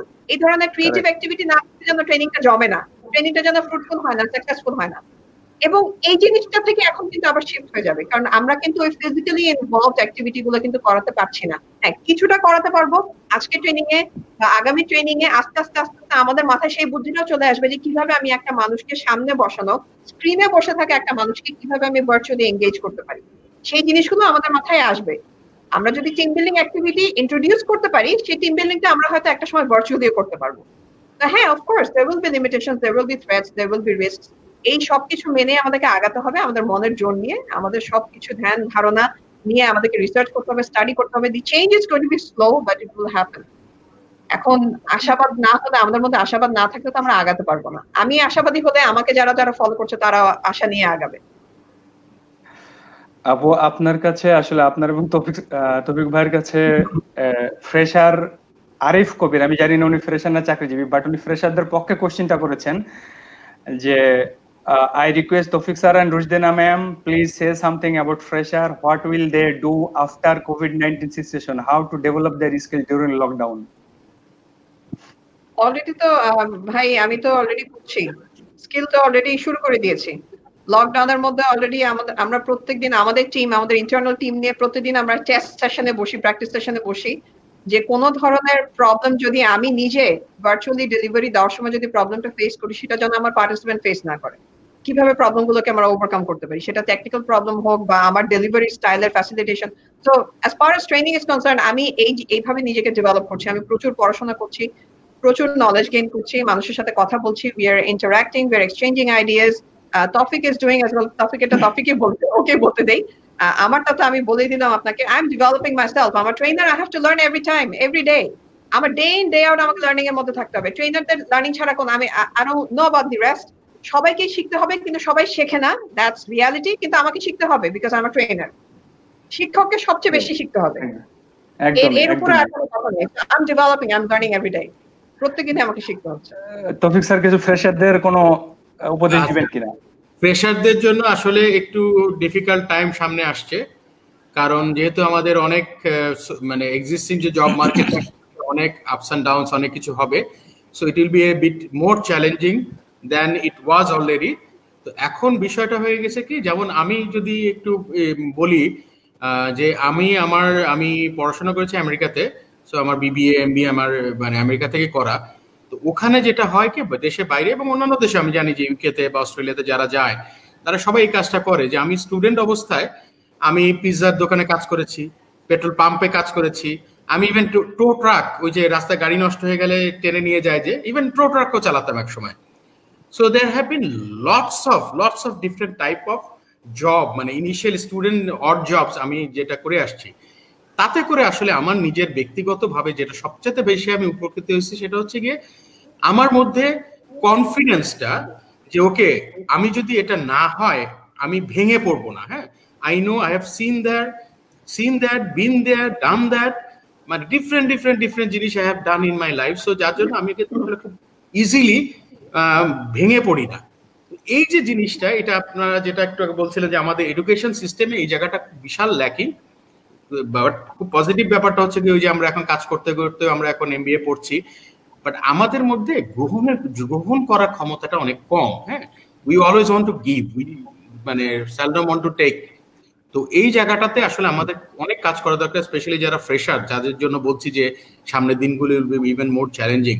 বিকজ ভাইয়া এখন কিন্তু আপনি যদি বসে থাকেন যে আমি এটা এত পড়াশোনা করলাম, আমি এটা পাশ করেছি, এটা পাশ করেছি, এখন আমি এ ধরনের জব করব না। আমার ফ্যামিলিতেও হ্যাড সিন সিমিলার সিচুয়েশন, যে আমি যদি এক্সাম্পলই দিই, আমার খুব ক্লোজ একজন রিলেটিভ, তো সে ঢাকা ইউনিভার্সিটি থেকে কোনো একটা ডিপার্টমেন্টে পাশ করার পরে মানে she just got a job somewhere, যেটা আসলে বেশ আমার দৃষ্টিতে that was a very lucrative job for her. তো ইনিশিয়ালি টু স্টার্ট উইথ, তো সে তার এটা ছিল যে আমি ঢাকা ইউনিভার্সিটি থেকে পাশ করে আমি এই কাজ করব। তো এই যে মানসিকতাটা, এই মানসিকতাটার কারণে কিন্তু আস্তে আস্তে দেখা গেছে যে 1-1.5 বছর 2 বছর যখন হয়ে গেল, সে কিন্তু আর নতুন করে কোনো অফারও পাচ্ছে না। এর মাঝখানে আরো কয়েকটা সে অফার পেলো, এবং প্রত্যেকটা তার মানে এটাই ছিল দৃষ্টিভঙ্গিটাই ছিল এরকম যে আমি এটা করবো কেন, আমি তো এখান থেকে পাশ করে আসছি। সো এখন আসলে ফ্রেশারদের জন্য এই জায়গাটার থেকে একদম সরে আসতে হবে। You have to be flexible. আমরা কেন আমি বিদেশের কথাটা বললাম, যে আমার এক জায়গা থেকে চাকরি করার পরে যখন আমি দেখছি যে না, আমি হয়তো ইউনিভার্সিটি ক্যাফেটেরিয়াতে বার্গার বানাতাম, হ্যাঁ, সো বার্গার বানাতে যখন আমি দেখলাম যে আমি পিৎজা বানানোর অফার পেয়ে গেছি আর এক জায়গায় একটু বেটার জবে, বেটার স্যালারিতে, আমি কিন্তু সেখানে চলে গেলাম। তো ওখান থেকে যে আমি একসময় আবার ইউনিভার্সিটি ওই পার্কিং লটে ইউনিভার্সিটি পুলিশ ডিপার্টমেন্ট আছে, পার্কিং লটে টিকিট দিত। তো যখন পিৎজা বানাতাম তখন খুব বেশি পরিশ্রম হতো, এবং দেখা যায় যে তখন আসলে মানে যখন পরীক্ষা থাকে তখন খুব ডিফিকাল্ট হয়। তো আমি তারপরে পার্কিং পুলিশের টিকিট চাকরি নিলাম। তো এরকম আসলে দেখেন কোথা থেকে কোথায় যাচ্ছি। হ্যাঁ, আবার ওখান থেকে আমি একটা পর্যায়ে গিয়ে ইউনিভার্সিটির একটা টেলিভিশন স্টুডিও ছিল, তো সেখানে আই বিকেম এ ক্যামেরাম্যান। হ্যাঁ, অ্যাসিস্ট করতাম শুরুতে, পরে আই বিকেম এ ক্যামেরাম্যান। তো কোথা থেকে কোথায় ছড়ছি। হ্যাঁ, এখন আমার যদি মনে হতো যে না আমি তো এইটা জানি, so I will continue on this, তাহলে কিন্তু আসলে আমার গ্রোথটা আমি আর পেতাম না। কথা বলি, it has been very similar to this, যে এই ফ্লেক্সিবিলিটিটা ভাই অ্যাডাপ্ট করেন। হ্যাঁ, আপনাদের সবচেয়ে বড় ইস্যুটাই হচ্ছে কি আপনারা আসলে ক্যাম্পাস টু কর্পোরেট অনেক করেন। এই প্রসঙ্গে স্যার আপনার কথা সূত্র ধরে স্যার একটু বলতে চাই যে আপনি স্যার 25 বছর চাকরির পরে এবং আমেরিকার মতো জায়গা থেকে ডিগ্রিধারী হয়ে সুপার সাবওয়েতে কাজ করে আপনি 25 বছর চাকরির পরে আজকে আপনি চিফ পজিশনে আসছেন। আর আমাদের ইয়াং জেনারেশন সম্ভবত 2.5 ইয়ার্সে এরকম একটা ড্রিম দেখতে চাই। মানে দে আর ভেরি মাচ এজাইল। হ্যাঁ, তারা কোনো কিছু মানে মনে হয় যেন, আমাকে মাফ করবেন যারা ইয়াংরা শুনছেন, একটা জবে সবসময় কোম্পানি আপনার মতো করে হবে না, আপনাকে কোম্পানির মতো বা আপনাকে হোস্ট এনভায়রনমেন্ট মতো করে আপনাকে টিকে থাকতে হবে। যেটা রুজনীন আপা বলছিলেন যে আপনি বড় বা আপনি ছোট এটা কোনো মেজার করে না, মেজার হচ্ছে যে আপনি যে এনভায়রনমেন্ট আপনাকে দেওয়া হয়েছে, রাখা হয়েছে, ওই মাপে আপনি নিজের মতো করে ফিটিং করতে পারছেন কিনা, এটা হচ্ছে। আর জবের শুরুতেই প্রথমে জব সিলেক্ট করে নেন যে আসলে আপনি কি চাচ্ছেন, চাওয়াটা একটা বড়। আর আমরা যারা আমরা সবাই এখানে মোটামুটি কিছুটা ইন্টারভিউ বসার সুযোগ পাই, তো ইন্টারভিউ বসলে আসলে আমরা যতটা না তার ফাংশনাল স্কিল বা কি বলি প্রশ্ন উত্তর দিকে খেয়াল করি, তার থেকেও বেশি খেয়াল করি তার বডি ল্যাঙ্গুয়েজ, তার জেস্টার পশ্চার এবং তার প্যাশন টু ওয়ার্ক এবং প্যাশন টু গ্রো। এটা কিন্তু মানুষ যখন মাথা থেকে চিন্তা করে না যে আমি বড় হব, আমি যে কাজই দিক সেই কাজই করব, এরকম চিন্তা হইলে তার চেহারার ভিতরে ওটা ফুটে ওঠে। অনেকেই কিন্তু ইন্টারভিউ বোর্ডে এসে বলে যে স্যার কোনো ব্যাপার না, আমি এটা করতে, কিন্তু আমরা কিন্তু বুঝতে পারি correct sir. So many interview processes, আমরা কিন্তু বুঝতে পারি যে এই লোকটা সত্যি বলছে না ঠিক বলছে না। হ্যাঁ হ্যাঁ হ্যাঁ, এবং এমনও স্যার গিয়েছে যে লাস্ট 2-3 মাস আগে আমার কাছ থেকে দুইজন ধরেন চাকরি এক ধরনের মানে টেরিটরি ম্যানেজার চাকরি ছিনিয়ে নিয়ে গিয়েছে। কিরকম ভাবে? যে স্যার আমার দেন আমি পারবো না, ইন্টারভিউ ভালো হয় নাই, দাঁড়িয়ে দাঁড়া রয়েছে 3 বার 4 বার, মানে সরান না, মানে স্যার আমার নিড, আমার সার্টিফিকেট আছে, আমি হয়তো পারি না, পারবো। তো পরে আমাদের সিনিয়র ম্যানেজমেন্টের সাথে বললাম ঠিক আছে লেটস ওয়াচ হার ওয়াটস হিম, এবং খুবই ভালো করছে সে, কারণ তার মাইন্ডসেটই আছে যে যেই কাজে দেওয়া হোক আমি ছেলেটা সম্ভবত আমি যদি ভুল না করে থাকি একটা পাবলিসিটি থেকে খুব ভালো মার্কেটিং এর উপরে খুব ভালো রেজাল্ট নিয়ে আসছে, কিন্তু সে তাকে বলা হলো যে তোমাকে 15 দিনের ট্রেনিং যদি টিকে থাকতে পারো তো এসো। সাধারণত আমাদের সেলসে কিন্তু ভালো মানে ছেলেরা যেটা একটু অনাগ্রহ ফিল করে, তারপর আবার এফএমসিজি সেলসে এই যে দোকানে দোকানে যে হাটের উপর লুঙ্গি তুলে যে বসে থাকে তারে যে স্যার বলবো, হ্যাঁ এটা আমাদের ভিতরে এখনো স্যার রয়ে থাকে। স্যার এইখানে ওই একটু অনেক কমেন্ট আসছে স্যার, আসলে আপনারা দেখতে পাচ্ছেন কিনা, বাট আমি এখানে কমেন্ট দেখতে দেখতে আমি মাঝে মাঝে একটু দেখছি অন্যদিকে তাকাচ্ছি, আসলে মানে হান্ড্রেডস অফ কমেন্ট অলরেডি চলে আসছে, আমি কিছু কিছু কমেন্ট দেখানোর চেষ্টা করছি। আব্দুর রহমান ভাই বলেছেন যে আমার কাছে বলেছেন যে এলপিজি সেক্টরের কোনো বড় স্যারকে যদি কখনো আনলে হয়তো ওনাদের জন্য কিছু শিখার সুযোগ হতো। নিঃসন্দেহে আমরা আপনার নোটটা কথাটা মাথায় রাখবো, এবং এলপিজি সেক্টর যেহেতু বাংলাদেশে অলরেডি 23 থেকে 27টা মতান্তরে এরকম এলপিজি ইন্ডাস্ট্রি আছে এবং এটা খুব গ্রোয়িং ইন্ডাস্ট্রি, তো আমরা অবশ্যই চাইবো যে আপনার কথাকে সামনে কোন সেশনে হয়তো তুলে নিয়ে আসতে। আমরা এবার আসতে চাচ্ছি একটু জাহিদ স্যারের কাছে। স্যার ঠিক আছেন তো? জি আলহামদুলিল্লাহ। আর আপনাদের সবাইকে সম্ভবত না খাওয়া হয়ে রাখছি। না না না সমস্যা নাই ভাই, এখন তো সবকিছু প্যাটার্ন টাইম টেবিল চেঞ্জ হয়ে গেছে রাইট। স্যার আপনারা দেখতে পাচ্ছেন অলরেডি যেহেতু লাইভে আছে প্রচুর পরিমাণ ভিউয়ার আছে অ্যাট লিস্ট, আর সাধারণত এই লাইভে এত ভিউয়ার সাধারণত দেখা যায় না, এবং রিয়াকশন কমেন্টস প্রচুর পাচ্ছি, তার মানে হচ্ছে বিষয়টা হচ্ছে মানুষ আসলেই খুব স্যার তার চাকরি নিয়ে কনসার্ন, আগামী দিনগুলা নিয়ে কনসার্ন, এই কারণেই বোধহয় মানুষ এত আগ্রহ ভরে আজকে আমাদের লাইভ শোটা দেখছেন। স্যার জাহিদ স্যারের কাছে একটা প্রশ্ন ছিল, স্যারকে আমি আগে স্ক্রিনে দেখিয়েছিলাম, আমি আবার প্রশ্নটা যদি রিপিট করতে চাই যে এফএমসিজি ইন্ডাস্ট্রি ছাড়া বাকি ইন্ডাস্ট্রিদের আসলে যারা সেলসে বা অন্য পোর্শনে কমার্শিয়াল পোর্শনে বা এটসেট্রা যে কোনো ফাংশনে কাজ করছেন না কেন তাদের জন্য আসলে চাকরির বাজারটাকে আরো বেশি ঝুঁকিপূর্ণ, এবং তাহলে তাদের জন্য ভবিষ্যৎ কি পরিকল্পনা নেবে তাদের নিজেদেরকে সিকিউর করার জন্য? দেখেন আসলে একটা বড় ধরনের ঝড় যদি হয়, এই ঝড় শেষ হওয়ার পরে আপনি যখন বের হবেন তখন কি আপনার জন্য রাস্তাটা পরিষ্কার থাকবে? মোটেই না। দেখবেন যে এখানে ডাল ভেঙে আছে, ওখানে একটা ঘর কাজ হয়ে পড়ে আছে, এই মানে ওটা পরিষ্কার করতে আপনার হয়তো 2 দিন 3 দিন, কোন জায়গায় দেখবেন ইলেকট্রিসিটি ঝড় আসলে তো 7 দিন পর ইলেকট্রিসিটি আসে বা 3 দিন পরে আসে, কারণ কোথাও না কোথাও ঝামেলা হয়ে আছে। তো এই যে কোভিড-19 যে একটা মানে প্যান্ডেমিক, আমি যেটা বললাম যে জীবিত কোনো মানুষ আমার মনে হয় তার জীবদ্দশা এটি দেখেনি। তো এইটির শেষে আমি শুধু যিনি প্রশ্নকর্তা তাকে আমি বলতে চাই এফএমসিজিও না কেন সবাই এই ঝুঁকির মধ্যে আছে, কারণ আমরা কেউ জানি না যে এটা কোথায় থামবে, আবার কোথা থেকে আমরা শুরু করব। তবে যেটা রুজদিনা আপা বললেন যে আমাদের আসলে এখন থেকে প্রস্তুতি নিয়ে রাখা ভালো, এবং অ্যাডাপ্টিবিলিটির যে কথাটা উনি বলেছেন আমার কাছে খুব ভালো লেগেছে আসলেই, যে এই যে আমরা জানি যে যদিও খুব তাচ্ছিল্যের সাথে বলা হয় যে এত বড় হাতি লোপ পেয়েছে কিন্তু তেলাপোকা এখনো টিকে আছে, তো এটা কিন্তু তেলাপোকার কোনো নেগেটিভ কিছু না। আমি মনে করি যে এটা তেলাপোকার একটা ভালো গুণ, যে সে অতিমাত্রার তেজস্ক্রিয়তার মধ্যেও যেমন বেঁচে থাকতে পারে, সে অতি ঠান্ডায় যেমন বেঁচে থাকতে পারে, অতি গরমে যেমন বেঁচে থাকতে পারে, এবং সর্বোপরি তার যেটা বৈশিষ্ট্য যে তার খাবারের কোনো অভাব নেই, সবকিছুই তার খাবার, সে সর্বভূক, যে কারণে সে কিন্তু টিকে আছে। তো আমাদেরকে কিন্তু এখন এই ধরনের প্রাণীদের কাছ থেকে কিছু শিক্ষা নিতে হবে, যে এই যে ভবিষ্যতে আমরা যে সারভাইভ করব, যে সেটা আমি খাবারের কথা বলছি না, যে যেটা একটু আগে তৌফিক ভাই বললেন যে নিজেকে তৈরি করতে হবে, এবং যে কাজটা আমার সামনে আসবে সেই কাজটাই আমি যেন করার মানসিকতা রাখি অন্তত। এবং কাজটা শুরু করলে আমরা দেখেছি অনেকেই যে শুরুতে একটু মানে তার পছন্দ হয় না, কিন্তু পরবর্তীতে কিন্তু সে সেখানে অনেক ভালো করে। তবে এটা আসলে বলাই যায় যে এই কোভিড-19 উত্তর যে জব মার্কেট বা যে সেটা শুধু সেলস এর জন্য বলবো না, সবার জন্যই বলবো যে একটু সমস্যাই হবে। আর বিশেষত যারা যেগুলো বড় প্রতিষ্ঠান, যাদের ওভারহেড বেশি, তাদের সমস্যাটাও একটু তুলনামূলকভাবে বেশি হবে। এবং আমি তো মনে করি যে শুরুতে বরঞ্চ স্মল এন্টারপ্রেনার যারা, এসএমই যারা, তারা বরঞ্চ আমি মনে করি তাদের জন্য একটা সুসময় সামনে অপেক্ষা করছে।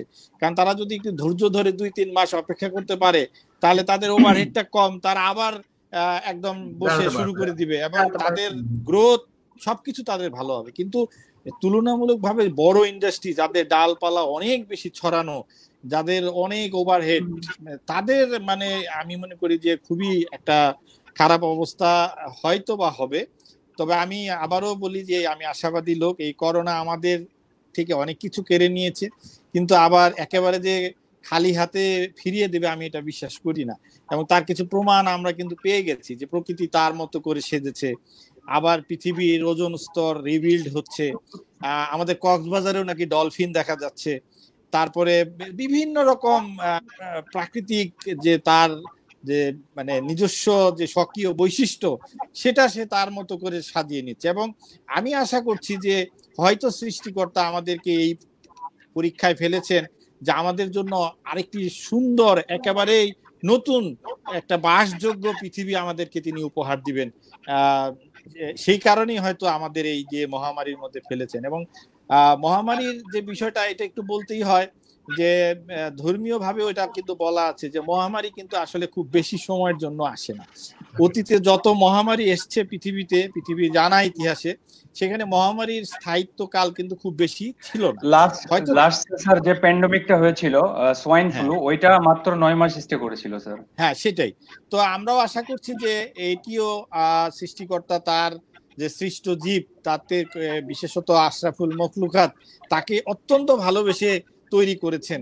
এবং তাকে তৈরি করার সময় বাধা আসছিল যে এদের তৈরি করলে ঝামেলা করবে, তারপরেও কিন্তু সৃষ্টিকর্তা আমাদেরকে তৈরি করেছেন এবং তার খলিফা হিসেবে পৃথিবীতে আমাদেরকে পাঠিয়েছেন। তা আমি এটা বিশ্বাস করি যে তিনি তার এই খলিফা বা তার প্রতিনিধিদেরকে খুব বেশি কষ্টে বেশি দিন রাখবেন না। তিনি এত আমাদের একটা পরীক্ষা নিচ্ছেন যে আমরা এই ধৈর্যের পরীক্ষায় উত্তীর্ণ হতে পারি কিনা। এবং আমার রিকোয়েস্ট থাকবে সবার প্রতি যে একটু ধৈর্য ধরেন এবং নিজেকে তৈরি করেন, এবং আগামীর যে পরিবর্তিত পৃথিবী আসবে, সেই পরিবর্তিত পৃথিবীর জন্য আমরা মানসিকভাবে প্রস্তুত থাকি। তাহলে আমার মনে হয় না যে খুব বেশি সমস্যা কিছু হবে। তবে ওই যেটা আমি বললাম যে একটা ঝড়ের পরে আপনি আশা করতে পারেন না যে আপনি খুব সুন্দর সেই পুরনো রাস্তা দিয়ে চোখ বন্ধ করে হেঁটে যাবেন। আপনাকে একটু সাবধানেই হাঁটতে হবে, এখানে সেখানে ডালপালা ভেঙে থাকতেও পারে। তো আমি আশাবাদী লোক, আবারও বলি যে আমাদের জন্য আসলে সৃষ্টিকর্তা নতুন একটি পৃথিবী, সুন্দর নির্মল বসবাসযোগ্য, যে অনেক পৃথিবীর অনেক শহর যেগুলো বসবাসের অনুপযুক্ত হয়ে গিয়েছিল, কার্বন নিঃসরণ অনেক বেড়ে গিয়েছিল, সেগুলো কিন্তু অনেক কিছু এখন আমরা দেখছি যে কমে আসছে। তো সুতরাং হয়তো সৃষ্টিকর্তা, আমরা যেহেতু বুঝতে পারছিলাম না, আমরা আমাদের মতো উন্নয়ন বলতে এই সব ধ্বংস করে উন্নয়ন বুঝতেছিলাম, সেই জন্য উনি হয়তো একটু দেখলেন যে না, আমরা তো কথা শুনছি না, কারো কথাই শুনছি না, তো উনি একটু ওনার ক্ষুদ্র একটা বাহিনী পাঠিয়ে আমাদেরকে একটু ঘরের মধ্যে আটকে রেখে বাকি প্রকৃতিকে একটু স্বাধীন করে দিলেন, যে যাতে সে তার মতো করে আমাদের জন্য, এবার আলটিমেটলি এটার সুফল কিন্তু ভোগ করব আমরাই, যারা বেঁচে থাকবে তারাই কিন্তু এটা সুফল ভোগ করবে। তো আমি আশা করি যে সেই দিন খুব বেশি দূরে না। এবং আমরা জানি যে রাত যত গভীর হয়, প্রভাত বা ভোর কিন্তু ততই কাছে থাকে। তো আমি সে আশাই বলবো সবাইকে যে একটু ধৈর্য ধরেন এবং নিজেকে প্রস্তুত করেন। একটা খারাপ সময় এসছে, এটা আসতেই পারে, সবার জীবনেই আসে, এটা আন্তর্জাতিকভাবে একেবারে বৈশ্বিকভাবে এসছে। সুতরাং এটার আমরা শুধু না, সারা বিশ্বের মানুষ কিন্তু এটার ভুক্তভোগী। তো আমি যেটা বললাম যে নিশ্চয়ই এরপরে আমাদের জন্য ভালো কিছু অপেক্ষা করছে। ধন্যবাদ জাহিদ স্যার, খুব সুন্দর করে বললেন। আসলে স্যার কি কবিতা বা সাহিত্য চর্চা করেন কিনা আমি জানি না, তবে নিঃসন্দেহে আপনি খুব সাহিত্যিক মুডেই কথাগুলো বললেন। এবং বাস্তব জীবনে আসলে এটাই যে কিছুদিন আগে একটা পড়ছিলাম যে হে মানুষ তুমি পৃথিবীর ফুসফুসে আগুন লাগিয়েছো, তোমার আগুন লাগিয়েছো, হ্যাঁ আগুন লাগিয়েছো, মানে দ্যাট মিন্স অ্যামাজনকেও আমরা ধ্বংস করে দিয়েছি। জঙ্গলে যে আগুনটা লাগানো হয়েছিল সেটাকেই হ্যাঁ, সেটাই বললাম যে আমরা হেন অন্যায় বা অত্যাচার নাই যা এই পৃথিবীর বুকে করি নাই। সুতরাং নেচারের একটা রিভেঞ্জ তো আছে। আপনি যে নিউটনের তৃতীয় সূত্র কি বলে, every action has it opposite and equal reaction. তা আপনি এত বছর যাবত করেছেন, আর মাত্র 1 মাস আপনি সহ্য করতে পারবেন না, এটা তো হবে না। আপনার সহ্যের ক্ষমতা আর একটু বাড়াতে হবে। আপনি শত বছর করে এই যন্ত্রণা করেছেন প্রকৃতির উপরে। প্রকৃতি, এই পৃথিবী তো শুধু আপনার না, এই পৃথিবীতে আরো হাজার হাজার সৃষ্ট জীব আছে, তাদের কথা আপনি একবারও ভাবেন নাই। আপনি শুধু ভেবেছেন যে MiG-29 বানালেই বোধহয় উন্নয়ন, রণতরী বানালেই বোধহয় উন্নয়ন। মানুষ মারার জন্য যে চিন্তা করেছেন, মানুষ বাঁচানোর জন্য আপনি ভাই কি করেছেন একটু দয়া করে বলবেন কি? এই ধরে রুশদিন আপুর কাছে আসতে চাই যে মানুষ বাঁচানোর জন্য আপু কি করছেন? কারণ এই মানুষের সাথে আসলে মানুষের যে হৃদ্রতার কমে যাচ্ছে, মানুষ আসলে খুব কমার্শিয়াল হয়ে যাচ্ছে, মানুষ সবকিছুতে বিজনেস খুঁজে বেরোচ্ছে, তারপরে সবসময় সেলফ ইন্টারেস্টটাকে ক্যারি অন করছে। তো এইটা তো আসলে আমাদের কমিউনিকেশন বা আমাদের হিউম্যান কমিউনিকেশন বা হিউম্যান ইমোশনের পার্ট না, আমরা এটা হচ্ছে রোবোটিক্স সর্ট অফ। হ্যাঁ, তো রুশদিনা আপা আসলে এই ইমোশনাল ইন্টেলিজেন্স বা এই হিউম্যান কমিউনিকেশন গুলো নিয়ে কাজ করে। তা এই কথায় আপার কাছে চলে আসছে যে আপু আমাদের তাহলে এই জিনিসগুলো নিয়ে কি করবেন বা কি আপনারা কি করতে হবে, আমাদেরকে উপদেশ কি? উপদেশ তো সবাই মিলেই আসলে দিয়ে দিল আজকে। খুব ভালো সুন্দর উপদেশ জাহিদ ভাই, thank you so much, it was lovely. খুব ভালো লাগলো আপনার কথাগুলো শুনে। আপনি এত সুন্দর উদাহরণ দিয়ে বোঝালেন, আমরা খুব এনজয় করেছি আপনার কথাটা। সেম গোজ টু তৌফিক অ্যাজ ওয়েল। এখন আমরা আসলে উপদেশ তো শিবলি আমরা প্রতিনিয়ত যেটা বলি, ট্রেনিং এ আমরা যারা ট্রেনার সফট স্কিলস এ ট্রেনিং করায় আমরা কিন্তু ভালো জিনিসটাই শেখানোর চেষ্টা করি। যে কোনো ট্রেনারই I am sure soft skills শেখাক আর না শেখাক, সব ট্রেনারই কিন্তু একটা ভালো উপদেশে ঝুলিয়ে নিয়ে আসে লার্নার্সদের সামনে। আর এই মুহূর্তে আমাদের এই যে একটা ক্রাইসিস সিচুয়েশন, এই সিচুয়েশনে আসলে আমাদের বড় একটা ভূমিকা থাকে, যেটা আমরা আই এম শিওর সবাই কম বেশি পালন করার চেষ্টা করছি, যে যার নিজের মতো করে। কেউ অনলাইনে সেশন দিয়ে, কেউ ফেসবুক লাইভে, যে আপনি যেমন ফেসবুক লাইভে সেশন করছেন আমাদের সবাইকে নিয়ে, এটাও তো একটা ভালো উদ্দেশ্যে, সবাইকে সাহস দেওয়ার জন্য, সবাইকে উপদেশ দেওয়ার জন্য। তো এখন আমাদের যেটা করণীয়, আমি যদি একটু স্পেসিফিক টার্মসে চলে আসি, সেটা হচ্ছে আমাদের মধ্যে ঈর্ষা জিনিসটাকে কমাতে হবে, সাহস জিনিসটাকে বাড়াতে হবে, ইগোটাকে দমন করতে হবে। সাহসের সাথে সাথে আমাদের ইগো কমে যাবে আস্তে আস্তে। আমরা যখন সাহসের সাথে আগাবো এবং ঈর্ষাটাকে কমাবো, তখন আমাদের মধ্যে একটা টিম বিল্ডিং তৈরি হবে, আমাদের মধ্যে সামাজিকতা তৈরি হবে। একটু আগে এক্ষুনি যেটা জাহিদ ভাই বললেন যে আমি মানুষ মারার জন্য এত কিছু করেছি, মানুষকে বাঁচানোর জন্য কি কি করেছি, আদৌ কি কিছু করেছি? কিন্তু মানুষকে যদি বাঁচানোর জন্য কিছু করতাম ইন দি লং টার্ম, সেটাই কিন্তু আজকে আমাদের বেনিফিটে কাজ করতো, সেটাই আমাদের আজকে উপকারে আসতো। আমাদের পৃথিবীটা যদি সুন্দর থাকতো, সুস্থ থাকতো, মানুষ বাঁচানোর উপায় যদি আমি করে যেতাম, তাহলে কিন্তু এই পৃথিবীতে করোনার মতো এরকম ভয়ানক একটা সময় আমাদেরকে পার করতে হতো না। আমরা কিন্তু একটা ভালো পৃথিবী, সুন্দর পৃথিবীতে থাকতে পারতাম। এখন আমরা এই করোনার এই ক্রাইসিসের মধ্যে দিয়ে যাচ্ছি এবং আমরা দিন গুনছি, আল্লাহকে ডাকছি, আমরা আনসার্টেনটির মধ্যে যাচ্ছি এবং আমরা ভাবছি, লিটারালি আমরা ভাবছি এবং ক্যালকুলেট করছি কজন মানুষ আজকে বাঁচতে পারে এবং কজন মানুষ মরতে পারে। So these are the possibilities we are calculating at the moment. How tough is that?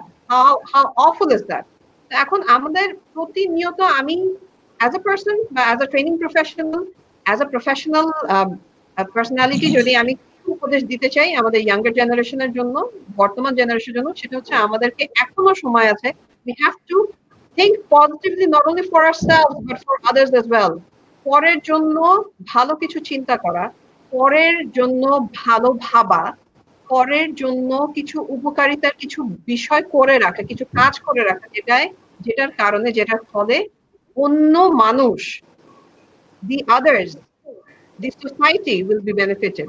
এটার জন্য আমাদেরকে ঈর্ষাটাকে দমন করতে হবে, আমাদের জেলাসিটাকে ওভারকাম করতে হবে, আমাদের রাগটাকে কন্ট্রোলে আনতে হবে, আমাদের ধৈর্যটা বাড়াতে হবে। এই জিনিসগুলো আমাদের এখন না থাকলেই না, আমাদের প্রতিনিয়ত চিন্তা করতে হবে, আগে আমি পাশের মানুষটাকে হেল্প করি, তারপর আমি আমার জন্য চিন্তা করব। এতদিন আমরা সবাই ট্রাফিক সিগন্যালের কথা, একটা simple, the most simple example, traffic সিগন্যালে যখন আমরা দাঁড়াই, আমরা সবসময় যেদিক দিয়ে বায়ের গাড়ি বায়ে যাবে সেখানে গিয়ে আমরা ওয়েট করি সিগন্যালে। কেন? লাইনের আগে থাকার জন্য। কারণ আমি আমার নিজেকে নিয়ে চিন্তা করি। Every driver thinks for himself for herself. প্রত্যেকে। আমি কিন্তু বায়ের লেনের যে গাড়িটা যে সামনে গিয়ে বাঁদিকে টার্ন নিবে তার জন্য কিন্তু এই লেনটা ছেড়ে দেই না এবং পেছন থেকে সমানে হর্ন দিতে থাকে। এরকম একটা সিচুয়েশনে আমরা প্রতিনিয়ত কিন্তু আমরা পড়ছি পেছনের যেই গাড়িগুলো সেই গাড়িগুলো সাফার করছে। Because I am thinking for myself. আমাদেরকে এই ক্যাটাগরি অফ থিঙ্কিং থেকে বের হয়ে আসতে হবে। We have to come out of it. আমাদেরকে আরেকজনের জন্য চিন্তা করতে হবে, পরের জন্য চিন্তা করতে হবে। অপরের জন্য চিন্তা না করে আমরা আগাতে পারবো না। পৃথিবীটাকে সুন্দর করা সম্ভব না। আমাদেরকে অপরের জন্য ভাবতে হবে যেটা ইভেন্চুয়ালি আমাদের কাছে ফিরে আসবে। It will revert to us. আমাদেরকে সেই রিভার্সনের জন্য আমরা ওয়েট করব। আপু, আপনি আসলে খুব সুন্দর করে বললেন যে আমরা যখন আসলে বিপদে না পড়ি বা ভীত না হই ততক্ষণ পর্যন্ত আমরা নেচারের কাছে ফিরে যাই না। তো এখন আমরা আসলে নেচারের কাছাকাছি ফেরার সুযোগ সৃষ্টি করতে আমাদেরকে দিয়েছেন। যেমন আমরা প্রতিনিয়ত যে যার ধর্মে আছেন আমি বিশ্বাস করি তারা তার ধর্ম বিশ্বাসটা পালন করছেন নিয়ম করে। একইভাবে নিয়ম করে বেশিরভাগ মানুষই তার শরীরটাকে সুস্থ রাখার জন্য নিয়ম করে শরীর চর্চাও করছেন। বিকজ এখন তার ফিল হয়েছে যে এতদিন তো আমি আসলে আমার শরীরের উপর অত্যাচার করেছি, আমার মনের উপর অত্যাচার করেছি, ইভেন আমার পাশের মানুষটার উপর অত্যাচার করেছি, সমাজের উপর অত্যাচার করেছি। আমি যার সাথে কম্পিটিশনের আমার দরকার ছিল না তাদের সাথে আমি অকারণ কম্পিটিশন করেছি, হিংসা দেখিয়েছি। এখন এই একটা ছোট্ট চোখে দেখা যায় না এমন একটা জিনিস দিয়ে সৃষ্টিকর্তা বুঝিয়ে দিলেন যে তুমি কার সাথে হিংসা করছো, যেখানে তুমি আগামী সেকেন্ডে বেঁচে থাকবা কিনা যার কোনো নিশ্চয়তা নাই, তোমার হাতে কিছুই নাই। হ্যাঁ, তোমার হাতে কিছু নাই, ইউ আর জাস্ট কিরকম যে তোমার হাতে রিমোট নাই, তুমি একজন টিভির দর্শক, টিভির ভিতরে যা হবে আমি দুনিয়াটা একটা টিভি সৃষ্টি করতে, এটা নিয়ন্ত্রণ, তুমি শুধু দেখতে থাকো, এটা তুমি ফিল করতে থাকো, কিন্তু তুমি টিভির ভিতরে ঢুকতেও পারবে না, টিভি ভাঙতেও পারবে না, এবং টিভিতে যে প্লেও করতে পারবে না। তো একইভাবে সৃষ্টিকর্তা আমাদেরকে আসলে সবকিছু দেন ভালোর জন্য দেন, এটা আবারও বিশ্বাস করতেই হয় আমাদের। তো আমাদের আরো বেশ কিছু প্রশ্ন সম্মানিত যারা গেস্ট আছেন তাদের উদ্দেশ্যে সবাইকেই আসছে যে লে অফ বা পে অফ দুইটাই। তো এটা আমি দেখছি যে অনেকেই আসলে চিন্তা করছেন যে আসলে লে অফ হচ্ছে, লে অফ হলে কি হবে, হ্যাঁ, বা আসলে লে অফের সম্ভাবনা কতটুকু বাংলাদেশ ইয়েতে অ্যাসপেক্টে, বা আমরা লে অফ বা পে অফ মানে অল্প বা বৃহৎ পরিসরে পেটাকে কিছুটা ইয়ে করে। এবার যেহেতু স্যার আপনারা স্পেশালি জাহিদ স্যার এবং তৌফিক স্যার দুজনাই আছেন একদম ম্যানেজমেন্টের অ্যাপেক্স টিমে, আপনারা এই জিনিসটা যদি একটু আমাদেরকে ইনসাইটফুল করেন।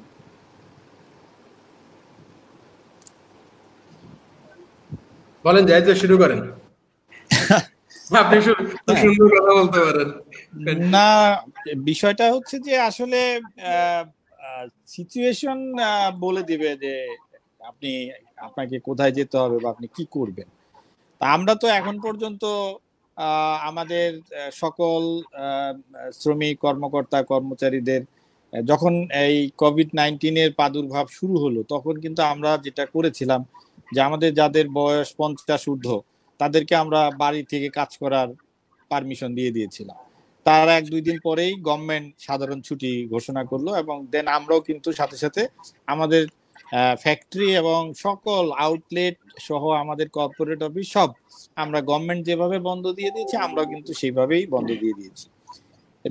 আমরা পরবর্তী মাসের যে স্যালারি যেটা যে সময় দেওয়া দরকার সেটা কিন্তু আমরা সব দেনাপানা দিয়ে দিয়েছি। এবং তারপরেও আমরা যেটি করেছি যে আমরা জানি যে এই সময় একটা দুর্যোগের সময় এবং দুর্যোগের সময় খরচের পরিমাণটা একটু বেশি হয়।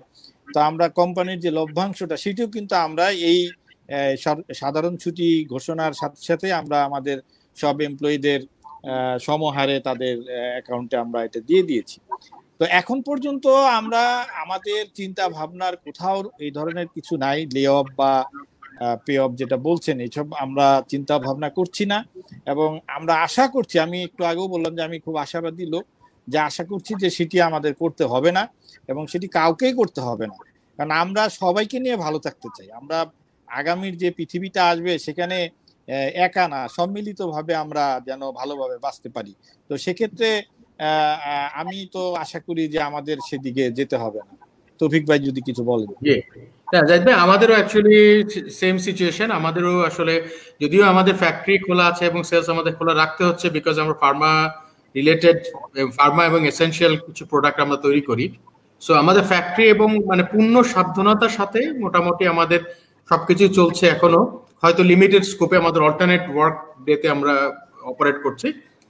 প্লাস যেটা হয়েছে যে আমরাও আসলে চিন্তা করছি না যে খুব ইমিডিয়েটলি এরকম কোনো কিছু লকডাউন বা কোনো কিছুর কথা ব্যাপারে আমাদের ভাবতে হবে, because we are also very optimistic যে হয়তো এই সময়টা খুব ডিফিকাল্ট অনেকের মধ্যেই, অনেক অনেক কোম্পানি হয়তো একটু ইরাশনালি চিন্তা না করে হয়তো একটু আগের থেকে ভয় পেয়ে অনেক কিছু কিছু সেক্টরে এরকম লে অফ টে অফ করে বসে আছেন। বাট তাদের জন্য কিন্তু আবার আসলে করোনা পরবর্তী সময়টাতে আমার মনে হয় যে একটু ডিফিকাল্ট হবে to reopen at a full stage. Sorry. তো এখানে আসলে যারা চিন্তিত আছেন, আমরা মানে তিনজনই আসলে এক বিষয়টা একই কথাই বলছি দেখি যে it's too early two predict, মানে খুব অ্যাটলিস্ট একটা সার্টেন স্পেসিফিক সার্টেনিটির সাথে প্রিডিক্ট করাটা is very difficult at this moment, because it just started. হয়তো 1 মাস, আমাদের হয়তো 1.5 মাস। তো এই 1-1.5 মাসের মধ্যে আসলে বলাটা খুব ডিফিকাল্ট, বিকজ প্যান্ডেমিক এই জিনিসটা আমরা সবাই মানে খুব নতুন, যে জিকা ভাইরাস শুনতাম কিছুদিন আগে, বা আমাদের ডেঙ্গু হলেও সেটা কিন্তু আসলে এরকম মানে এপিডেমিক হিসাবে কখনো আসেনি। হ্যাঁ, বিগ হিসাবে আসছে, বাট এইরকম লেভেলে কখনো কোনো কিছু আমরা যে ওই যেটা শিবলি বলছিল একটু আগে, যে আমরা কেউ আসলে জীবিত দশায় জিনিসটা দেখিনি। So it's very difficult to predict at this moment. So অনেকে হয়তো চিন্তা করেছেন যে হয়তো এটা অনেক সময় যাবে, লম্বা যাবে, তারা এখন থেকে একটু প্রিকশনারি মেজার নিয়ে বন্ধ করে বসে আছে। বাট এটা কিন্তু আসলে যত সময় যাবে আর কিছুদিন পরের থেকে আসলে আই বিলিভ যে দে উইল স্টার্ট রিয়েলাইজিং যে it's not a good option যে এখন এই মুহূর্তে মানুষজনকে চাকরি থেকে ছাড়ায় দেওয়া বা করা। কারণ মানুষের রিয়ালিটি হচ্ছে গিয়ে, হ্যাঁ অফকোর্স আমাদের সামনে জব মার্কেটটা অনেক চ্যালেঞ্জিং হবে, সেই ক্ষেত্রে তাদের জন্য কিন্তু অনেক চ্যালেঞ্জিং হবে to get the right person, because as you are HR professional, তো আপনি তো জানেনই যে আসলে একটা মানুষের পিছনে একটা অর্গানাইজেশন কি পরিমাণ ইনভেস্ট করে before he starts giving back. তো সেইটা যদি আমরা কনসিডারেশনে নিয়ে আসি, তাহলেও আসলে দেখবো যে আমাদের 1-2 মাসের যে আমরা খুব অনেকে খুব তাড়াহুড়া করে ফেলছে এই ডিসিশন নেওয়ার জন্য, আমার মনে হয় সেই ডিসিশনটা is not maybe is not right at this moment. So আমি তৌফিক স্যারের সাথে একটু অ্যাড করতে চাই যে আসলে আমাদের বাংলাদেশের মালিকরা, যেহেতু আমরা বাঙালিরাই একটা আবেগপ্রবণ জাতি, আমাদের বাংলাদেশের মালিকরাও আবেগী। সো তাদের এমপ্লয়ীদের উপর যথেষ্ট আবেগ কাজ করে। হ্যাঁ, তারা এটা মানে শুনতে একটু হঠাৎ করে এরকম মনে হলো, আমি বাস্তবেই আমার কাছে মনে হয়েছে যে আমাদের মালিকরা অনেকটাই আবেগী। তারা জানে যে তাদের এমপ্লয়িরা আসলে কতটুকু এই কাজ করে, তাদের জন্য কতটুকু সাফার করছে, ওনারাও ভাবছেন। তো ভয় পাওয়ার কোনো কাজ যে লে অফ বা পে অফ বা এত কিছু হয়ে যাবে, ওনারা আসলে খুব পজিটিভলি, কারণ যেহেতু আপনারা দুইজন মানুষের মুখ থেকে শুনেছেন, জাহিদ স্যার এবং তৌফিক স্যার, যারা মালিকের খুব কাছাকাছি থেকে কাজ করে, এবং আমাদের HR পয়েন্ট অফ ভিউ থেকে আমরা দেখেছি যে মালিক সবসময় চিন্তা করছে যে তার কোম্পানির লোকজনকে কিভাবে বেস্ট ট্রিটমেন্টটা দেওয়া যায়। ইভেন আমাকে ইনবক্স আমাকে কোশ্চেন করেছেন যে কোম্পানি মানে মেঘনা গ্রুপ MGI সেলস এর জন্য কি করছেন। সেলস এর সেফটির জন্য আমরা অনেকগুলো মেজার্স নিয়েছি, আমাদের সামনে আরো কিছু মেজার্স আছে যাতে হেলথ হাইজিন জিনিসগুলা আমরা সর্বোচ্চ লেভেলে মেনটেন করতে পারি।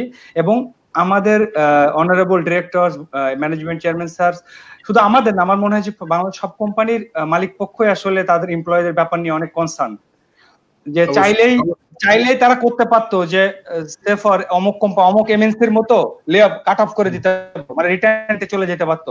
কিন্তু এখনো পর্যন্ত কিন্তু কোনো রিটায়ারমেন্টে লোকাল বড় কোম্পানি গিয়েছে বলে আমার ইনফরমেশন নাই। তার মানে হচ্ছে যে এরকম কোনো প্ল্যানও নাই সম্ভবত। কিছু ছোট কোম্পানি হয়তো বন্ধ করতে পারে, ওই যে বললাম যে মানে ফাইন্যান্সিয়াল কোনো কারণে, রিজনে হোক বা কোনো কিছু কারণে হোক, তারা হয়তো ভয় কিছু, কিন্তু এটা খুব মিনিমাম। আসলে এটা নিয়ে চিন্তিত হওয়ার বা ভয় পেয়ে যাওয়ার এখনই কোনো, একমাত্র RMG সেক্টরে একটা মেজর হয়তো লে অফ হচ্ছে, but it's a different sector altogether, তাদের বিজনেসের ডাইনামিক্সটা ডিফারেন্ট। সো ওইটা ছাড়া বাকি ইন্ডাস্ট্রিতে মানে we are passing through a difficult time, এটা অস্বীকার করারও কোনো সুযোগ নেই। বাট এটা নিয়ে এখনই এত টেনশনে পড়ে যাওয়ার বা দুশ্চিন্তা, হায় হায় আমার কি হবে, এই জিনিসটা এখনই করার সময় এখন টু আর্লি। আমি একটু অ্যাড করি তৌফিক ভাইয়ের সাথে, যে ভাই কোভিড এর পরে কি মানুষ জামা কাপড় পরবে না? মানে এখন মনে হচ্ছে যে কোভিড যাওয়ার পরে মানুষ বোধহয় শার্ট টার্ট প্যান্ট জিন্স এগুলো বোধহয় পরবে না, কিন্তু তখনও তো পরবে তারা, তাই না? সবই চলবে। তো এই যে বেভারেজ আমরা খাবোই, হ্যাঁ আপনি যেটা বললেন বেভারেজের কথা, আবার জমবে মেলা, বটতলা, হাটতলা, নিশ্চয়ই আবার আমরা বসবো, বসে আবার আড্ডা দিব, আবার কোক খাওয়া হবে বা আবার স্প্রাইট খাওয়া হবে, কেন হবে না, সবই খাওয়া হবে। এবং আমি যেটা একটু অ্যাড করি যে যেটা শিবলি ভাই বলছিলেন যে আমরা কিন্তু আমাদেরকেও কিন্তু কাজ করতে হচ্ছে বিভিন্ন সেক্টরে, আমাদের বিশেষ করে যারা সোর্সিং এ আছেন, বা আমরা, আপনি জানেন যে আমরা কিন্তু বাংলাদেশে বিভিন্ন হসপিটালে ডিজি হেলথের মাধ্যমে কিছু পিপিই এবং আরো কিছু সুরক্ষা সামগ্রী আমরা এগুলো দিচ্ছি। তো সেই কাজগুলোর সাথে যারা যুক্ত আছে এবং যারা আমাদের ওই যে সেফটি গগলস এবং ভেন্টিলেটর তৈরি করছে, তারা কিন্তু কাজ করছে। তো এদের কাজ করার জন্য আমরা কিন্তু একদম একেবারে সর্বোচ্চ যে সুরক্ষা, যে ওই পিপি সহ আপনার শু কভার, হ্যান্ড গ্লাভস, এগুলো সহ কিন্তু আমরা যাদেরকে আমরা কাজ করাচ্ছি তাদেরকে কিন্তু আমরা মানে ওই কি বলে অস্ত্র ছাড়া কিন্তু যুদ্ধে নামাই নাই, তাদেরকে আমরা অস্ত্র সহই মানে যেহেতু আমাদেরকে একটা কঠিন পরিস্থিতি মোকাবেলা করতে হচ্ছে, সুতরাং আমরা আমাদের যারা কাজ করছে এবং কিছু লোককে তো কাজ করতেই হচ্ছে, আসলে করতেই হয়, টোটালি মানে লকডাউন হয়ে গেলে তো আসলে বিপদ, মানে তাহলে তো চলবে না। হ্যাঁ, আমি কিন্তু এই যে যেটা তৌফিক ভাই শুরু করছিলেন যে প্রাতিষ্ঠানিক সেলসম্যানদের তাও কেউ দেখার লোক আছে, কিন্তু অপ্রাতিষ্ঠানিক সেলসম্যান যারা আছে, যারা ভ্যানে করে সবজি বিক্রি করে, যারা কলা বিক্রি করে মাথায় করে, ওরা কিন্তু একটা বিরাট ভূমিকা রাখে আপনার এই যে সমাজকে বা আপনার দৈনন্দিন জীবনকে সচল রাখার জন্য। প্রাতিষ্ঠানিক সেলসম্যানের চাইতে এই অপ্রাতিষ্ঠানিক সেলসম্যানদের কিন্তু ভূমিকা অনেক, যাদেরকে নিয়ে বলার বা যাদেরকে নিয়ে ভাবার আমার মনে হয় যে ওইভাবে কেউ আছে কি, আমার যেটা আমি মানে দেখছি না ওইভাবে, তারা তাদের মতো করে কিন্তু চলছে। তো সুতরাং আমার মতে যে সেলসম্যান রাই আসলে এই এখনকার যে এই লকডাউন সিচুয়েশন বা এই সিচুয়েশনটা কিন্তু তারাই আসলে আমি বলবো যে কিছুটা হলেও প্রাণের যে সঞ্চারটা বা আপনি আমি যে খেয়ে পরে এখনো বেঁচে আছি, সেটা কিন্তু সেই সাপ্লাই চেনটা কিন্তু তারা রক্ষা করছে। এটা তাদেরকে মানে আমি হ্যাটস অফ, তাদেরকে আমি স্যালুট জানাই যে সবার স্বীকৃতি আছে, আমি সবার প্রতি শ্রদ্ধা জানাচ্ছি, ডাক্তার, নার্স, সশস্ত্র বাহিনীর সদস্য, পুলিশ, যারা কাজ করছেন সবাই। কিন্তু আপনি দেখেন সকলেরই স্বীকৃতি আছে, সকলেরই কিন্তু প্রণোদনা আছে, সকলের ইন্স্যুরেন্স আছে, বাট আমার বাড়ির থেকে যে ময়লাটা নিয়ে গেল তার আমি কোনো সেফটি মেজারও তার দেখি না, তার কোনো ইন্স্যুরেন্স আছে কিনা আমার ঠিক জানা নাই, বা তার কোনো প্রণোদনার আওতায় সে পড়েছে কিনা সেটাও আমার জানা নাই। তবে আমার মনে হয় যে একটু এর সাথে অ্যাড করতে চাই, স্যার খুব সুন্দর করে বলছিলেন যে অপ্রাতিষ্ঠানিক জব, হ্যাঁ প্রাতিষ্ঠানিক জব যতটা লোক না করে তার থেকে অনেক বেশি পরিমাণ করে অপ্রাতিষ্ঠানিক জব। যেমন স্যার যেমন বললেন, আমার বাড়ি থেকে যে ছেলেটা বা যে লোকটা ময়লা নিয়ে গেল, যে লোকটা আগে ঝালমুড়ি বিক্রি করতো, যে ছেলেটা পান বিক্রি করতো, যে ছেলেটা চায়ের ফ্লাক্স হাতে করে ফুটপাতে ফুটপাতে ঘুরে বেড়িয়ে চা বিক্রি করতো, ওদের জব সিকিউরিটি নিয়েও কিন্তু আমরা চিন্তা করছি। শুধু নিজের চিন্তা করলে হবে না, ওরাও আমাদের সমাজের একটা বৃহৎ অংশ। অতএব ওরা যেভাবে সার্ভাইভ করবে আমরাও নিঃসন্দেহে সার্ভাইভ করব বলে আমরা আশা রাখি। জি স্যার। হ্যাঁ, সেটাই বলছিলাম যে ওদের যে মানে স্বীকৃতি দেওয়া উচিত, এবং ওরা যদি না থাকে তাহলে কিন্তু ওই যে আমি বললাম যে আমাদের আমরা সো কল ভদ্রলোক যারা, আমাদের পক্ষে কিন্তু ভদ্রভাবে বসবাস করা কিন্তু খুব কষ্টকর হয়ে যাবে। সুতরাং এই সময়টাতে আমাদের যার যতটুকু সামর্থ্য আছে ওদের পাশে আমাদের দাঁড়াতে হবে। এবং যেটি আমরা কিন্তু ওয়ালটন থেকে আমরা করছি, আমাদের প্রায় 17,000 আউটলেট আছে সারা বাংলাদেশে। আমরা কিন্তু সেখান থেকে এই ধরনের খেটে খাওয়া সাধারণ মানুষদের কাছে তাদের নিত্য প্রয়োজনীয় খাবার এবং অন্যান্য দ্রব্যাদি পৌঁছে দেওয়ার চেষ্টা করছি, কেন্দ্রীয়ভাবে আমরা করছি, এবং তৃণমূল পর্যায়ে আমাদের যে আউটলেট গুলো আছে সেগুলোর মাধ্যমেও আমরা কিন্তু এই সাধারণ মানুষদের কিছুটা হলে দুর্ভোগ লাঘব করার চেষ্টা করছি। Thank you sir. Faruk Hossain একটা আসলে এখানে স্ক্রিনে লেখা দেখতে পাচ্ছেন, স্যার আপনাদের মাধ্যমে উদ্বোধন সাধ্যের অনুরোধ করছি এই সময় কারো থেকে চাকরি থেকে বিদায় করবেন না স্যার, মানবিক দিক বিবেচনা করে কাজটি করবেন। আমি এই জায়গাটা একটু বলতে চাই, অবশ্যই স্যাররা সবসময় মানবিক দিক বিবেচনা করেন এবং আরো করবেন, যেহেতু এখন আসলে আমাদের মানবতাটাই সবার আগে চলে আসছে। তবে যে আসলে যোগ্যতাবান সামর্থ্যবান তার চাকরি নিয়ে টেনশন করার কিছু নাই, এটা করোনার আগেও ছিল না, করোনাকালীন সময়ও থাকবে না, করোনার পরবর্তীতেও থাকবে না। আগে সর্বপ্রথম সবার যে চাকরি মার্কেট, যে চাকরি করেন আর যে উদ্যোক্তা যে যাই করেন, যাই আমরা করি না কেন, ওই জায়গায় নিজেদের যোগ্যতা স্বাক্ষর রাখতে হবে। তাহলে এত আমরা কোনো না কোনো ওয়ে আউট থাকবে এবং আমাদের জায়গাটা সিকিউর থাকবে। স্যার, এইটা আরেকটা কোশ্চেন আসছে, খুব সুন্দর করে একজন বলেছিলেন, আকবর হোসেন, উনি বলেছিলেন আমরা শুধু চাকরি করছি, যদিও আমাদের জব মার্কেট নিয়ে আসলে বেশিরভাগ মানুষই বাংলাদেশে এন্টারপ্রেনার ডেভেলপ করার থেকে সবাই চাকরি করতে বেশি স্বাচ্ছন্দ্য বোধ করে।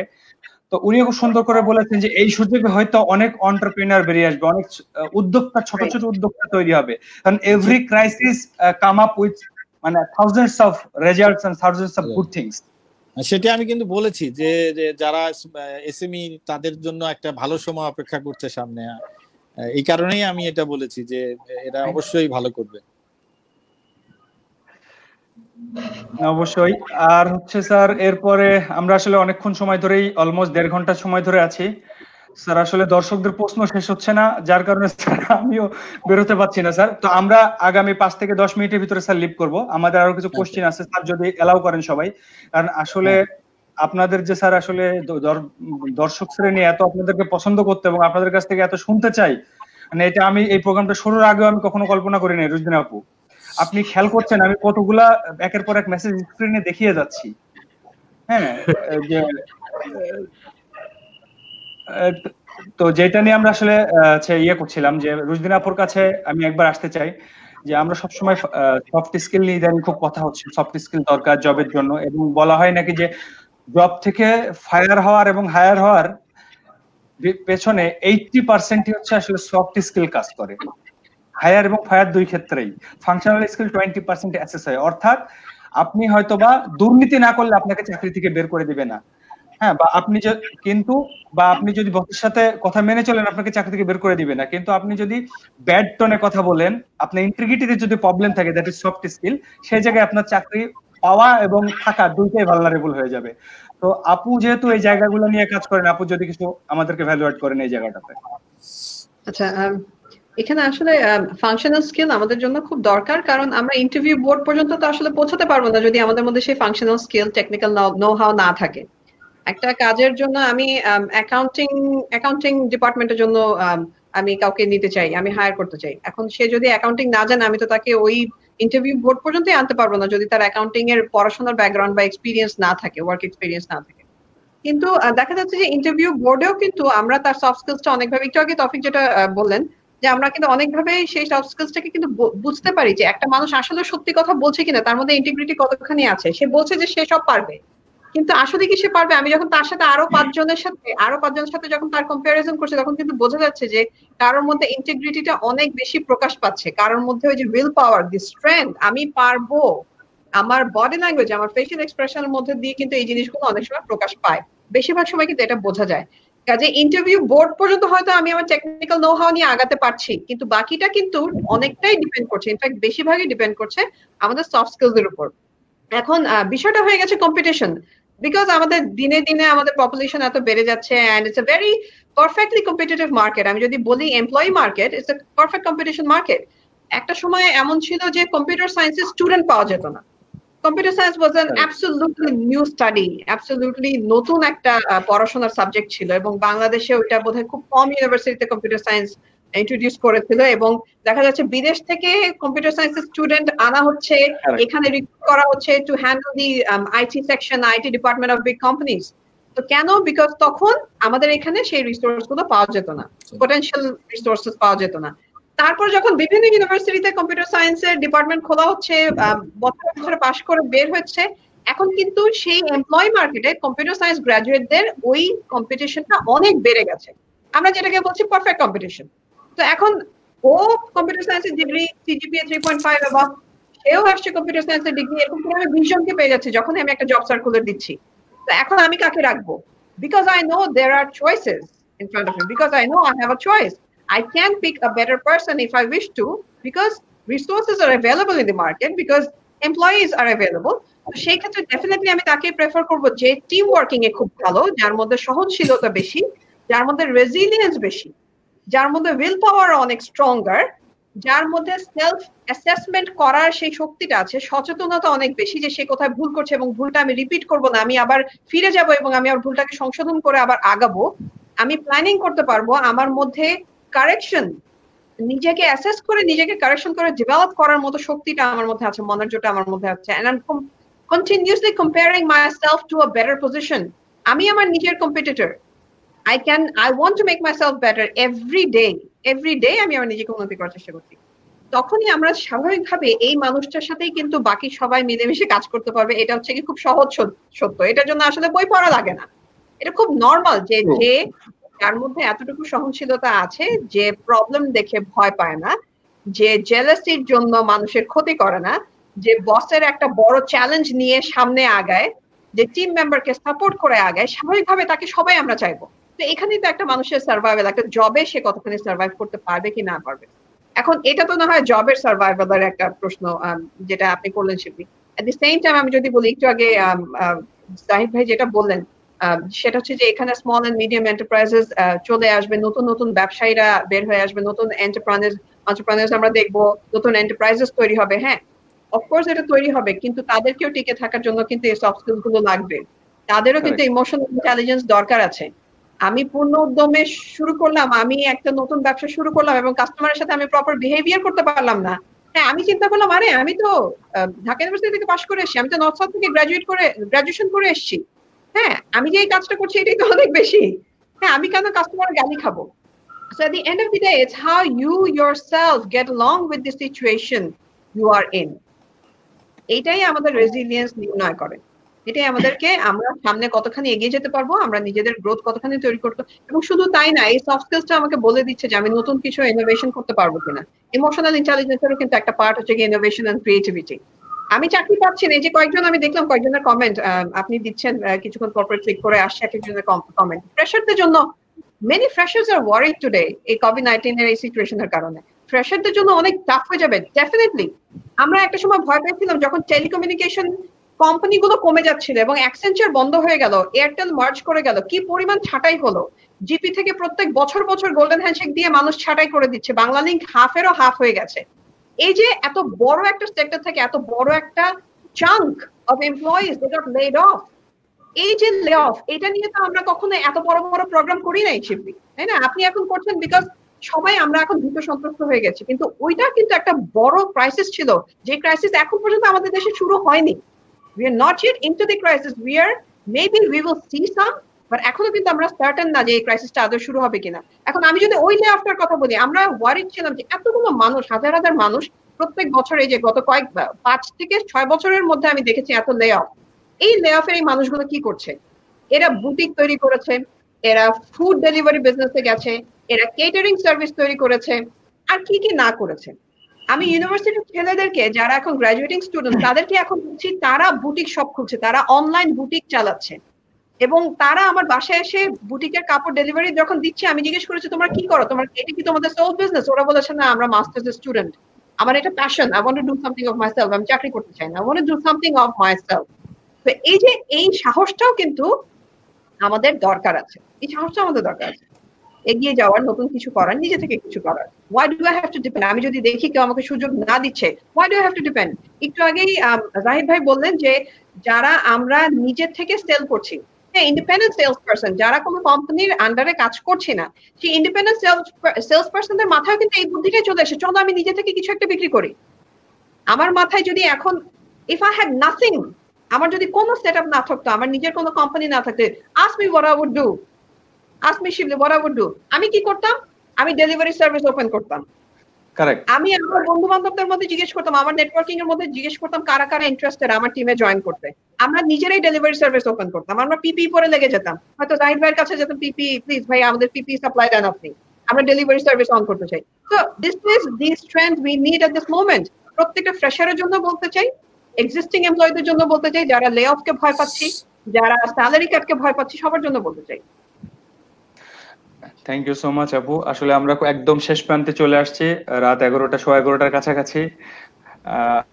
আচ্ছা, আমাদের অনারেবল গেস্টদেরকে টাইমটা খুব এনজয় করছিলাম এবং সব থেকে খুব ইন্টারেক্টিভ সেশন ছিল। এবং আশা করি যারা দর্শক দেখছিলেন এবং যারা প্রশ্ন করেছেন আপনাদের বেশিরভাগ প্রশ্নের উত্তরই পেয়েছেন স্যারদের কাছ থেকে, ম্যাডামদের কাছ থেকে। এবং আলটিমেটলি আমাদের সবারই এখন ইটস টাইম টু সার্ভাইভাল, এবং আমাদের নিজেদেরকে এটাই সময় যে নিজেদেরকে আরো ফিটেস্ট ভাবে নিজেদেরকে তৈরি করা। তো এই জায়গায় যদি আমরা একটু অ্যাড করতে চাই যে ফিউচার জবের জন্য যারা ফ্রেশার আছেন আসলে বা এক্সিস্টিং যারা জবে আছেন, তারা যদি এমন জিনিসগুলো অ্যাটলিস্ট করেন যে আপনারা যে নেটওয়ার্ক, যাদের যতটুকু নেটওয়ার্ক, সেই নেটওয়ার্কগুলো এই কোয়ারেন্টাইন টাইমে বা স্টে হোম থাকার সময়টাতে আগে সময় পেতেন না, এখন একটু ঝালাই করে নেন। হ্যাঁ, কারণ নেটওয়ার্কিং আপনাকে অনেক দূর পর্যন্ত আপলিফট করতে পারে। তারপরে আপনার যে ফেসবুক প্রোফাইলটাও একটু প্রফেশনালি ডেভেলপ করেন। আপনার একটা লিঙ্কডইন একটা প্রফেশনালদের নেটওয়ার্ক, লিঙ্কডইনে আপনার যে প্রোফাইলটাকে সুন্দর করে প্রফেশনাল ইমেজ দেন। তারপরে হচ্ছে আপনি যেটা আপনি নতুন কোনো স্কিলস, সেটা তৌফিক স্যারের কাছ থেকে শিখতে পারেন, জাহিদ স্যারের কাছ থেকে শিখতে পারেন, রুশদিন আপার ট্রেনিং থেকে শিখতে পারেন। নতুন কোনো স্কিলস, কয়টা স্কিলস আপনি গোনেন যে এই কয়টা স্কিলস আমি এই 1 মাসের ভিতরে আয়ত্ত করব, এই স্কিলস গুলাকে আপনার সামনের ল্যাডার হিসেবে ইউজ করবেন। এইভাবে আপনি স্কিল সেট, এর জন্য প্রত্যেকটা জিনিস আগে ইন্ডেক্স তৈরি করেন যে এই কোয়ারেন্টাইন টাইমে আমার সেলফ ইন্ডেক্স কি হবে, মানে ইন্ডেক্স মানে সূচি যে আমরা কি কি করতে চাই। এটা যদি করতে চান, রুশদিন আপু ইতিমধ্যে মানে এইখান থেকে তৌফিক ভাই আমরা অনেক কমেন্ট থেকে দেখেছি যে আপনাদের সবাই খুব প্রশংসা করছিলেন। জাহিদ ভাইকে তো আমি আসলে কোনোদিন এইভাবে কথাই বলতে শুনি নাই, যদি ওনার সাথে আমার অনেক দিনের আগের পরিচয়, কিন্তু এত সুন্দরভাবে যে স্যার কথা বলেন, মানে সাহিত্যিকদের মতো করে অসাধারণ স্যার কথা বলেছেন। আর রুশদিন আপাকে তো ডিরেক্ট কমেন্টই অনেকে করে ফেলেছে যে রুশদিন আপা এত কঠিন জিনিস এত সুন্দরভাবে বুঝিয়ে দেন যে আর কেউ পারে না। দুইজন এই কমেন্টও দিয়েছেন। তো আপনিও করেন না, আপনিও রুশদিন আপা হন না, আপনিও জাহিদ স্যার হন না, আপনিও তৌফিক স্যার হন না, সুযোগ সবার সামনে আছে। তো প্রত্যেকেই বলেছেন যে তারা তার লাইফে কি স্ট্রাগল করে। আমিও আমার লাইফে স্যার ম্যাডামদের মতো হতে চাই, এখনো হতে পারি নাই। আমিও চাই যে স্যার ম্যাডামদের জায়গায় হয়তোবা 25 বছর না আরেকটু আগে হইলে পৌঁছাতে পারবো। কারণ আমি আমার জীবনটা শুরু করেছিলাম একদম সেলস দিয়ে, কোর সেলস দিয়ে, এবং 2 বছর এই রাস্তায় রাস্তায় সেলস করেছি। হ্যাঁ, তো ওই সেলসটা করার কারণে আমার অ্যাডাপ্টেবিলিটি একটু হইলেও আমি বলতে পারি। আমি খুব ইমোশনালি বন্ডেড, আমি খুব ইমোশনাল মানুষ, ওই জায়গাটায় রুশদিন আপার ট্রেনিং লাগবে আমার। কিন্তু আমার হার্ডওয়ার্ক নিয়ে আমার কোনো প্রবলেম নাই, আমার শিখতে কোনো আপত্তি নাই। আমার ধারণা যে প্রত্যেকটা মানুষ যদি এইভাবে আমাদের স্যার ম্যাডামদের মতো করে নিজেকে ডেভেলপ করে, যেমন আমরা যদি রেজিলিয়েন্সটাকে বাড়াই, আমাদের উইল পাওয়ারটাকে, মানে আমাদের নিজেদের আমরা করতে চাই এই উইল পাওয়ারটাকে বাড়াই, আমরা প্রতিনিয়ত যদি সেলফ অ্যাসেসমেন্ট করি যে আজকের দিনে আমরা কি করেছি, মানে সেলফ অ্যাসেসমেন্ট বা আপনি রিফ্লেকশন বলি আমরা, প্রতিদিন রাত্রে আজকে সেশনের পরেই একটু চোখ বুঝে ভাবেন না 5 মিনিট, সবকিছু নামাজ কালাম বা যে যার মতো সবকিছু শেষ করে শুতে যাওয়ার আগে 5 মিনিট ভাবেন যে আজকে কি শিখলাম, আজকে নিজেকে সেভ করার জন্য কতটুকু আপগ্রেড করতে পারলাম নিজেকে, বা আজকের আমার টেক অ্যাওয়ে কি এইটা। তারপরে আর সবচেয়ে বড় ব্যাপার, মোস্ট ইম্পর্টেন্টলি জব মার্কেটে টিকে থাকার জন্য একটাই ফর্মুলা, সম্ভবত আমার সাথে সবাই এগ্রি করবেন, স্যাররা আমার সাথে করবেন, that is passionate, become a passionate learner and continuous development. যেই দিন আপনার ডেভেলপমেন্ট বন্ধ হয়ে যাবে, আপনি যত বড় পজিশনেই থাকেন না কেন, এক্সেপ্ট কোম্পানির মালিক ব্যতীত আর প্রত্যেকটা মানুষই কন্টিনিউয়াস ডেভেলপমেন্ট ব্যতীত টিকে থাকার কোনো সুযোগ নাই। হ্যাঁ, তো এইটা শুধুমাত্র প্রাইভেট সেক্টর বা গভর্নমেন্ট সেক্টর বা চাকরির জীবনে না, এটা বাস্তব জীবনেও ঠিক একই রকম ভাবেই আল্লাহ তাআলা সৃষ্টি করেছেন যে আপনাকে শেষ দিন পর্যন্ত, মানে আপনি যে ধর্মকর্ম পালন করেন শেষ দিন পর্যন্ত আপনাকে ধর্ম শিখতে হবে, মানে কিছু আপনাকে শিখতে হবে, ডেভেলপমেন্টে থাকতে হবে, otherwise you will be a dead person. তো ধন্যবাদ জাহিদ স্যারকে আমাদের সাথে এত সময় দেওয়ার জন্য, ধন্যবাদ রুশদিন আপুকে, এবং ধন্যবাদ তৌফিক স্যারকে। খুব সুন্দর সেশন হয়েছে।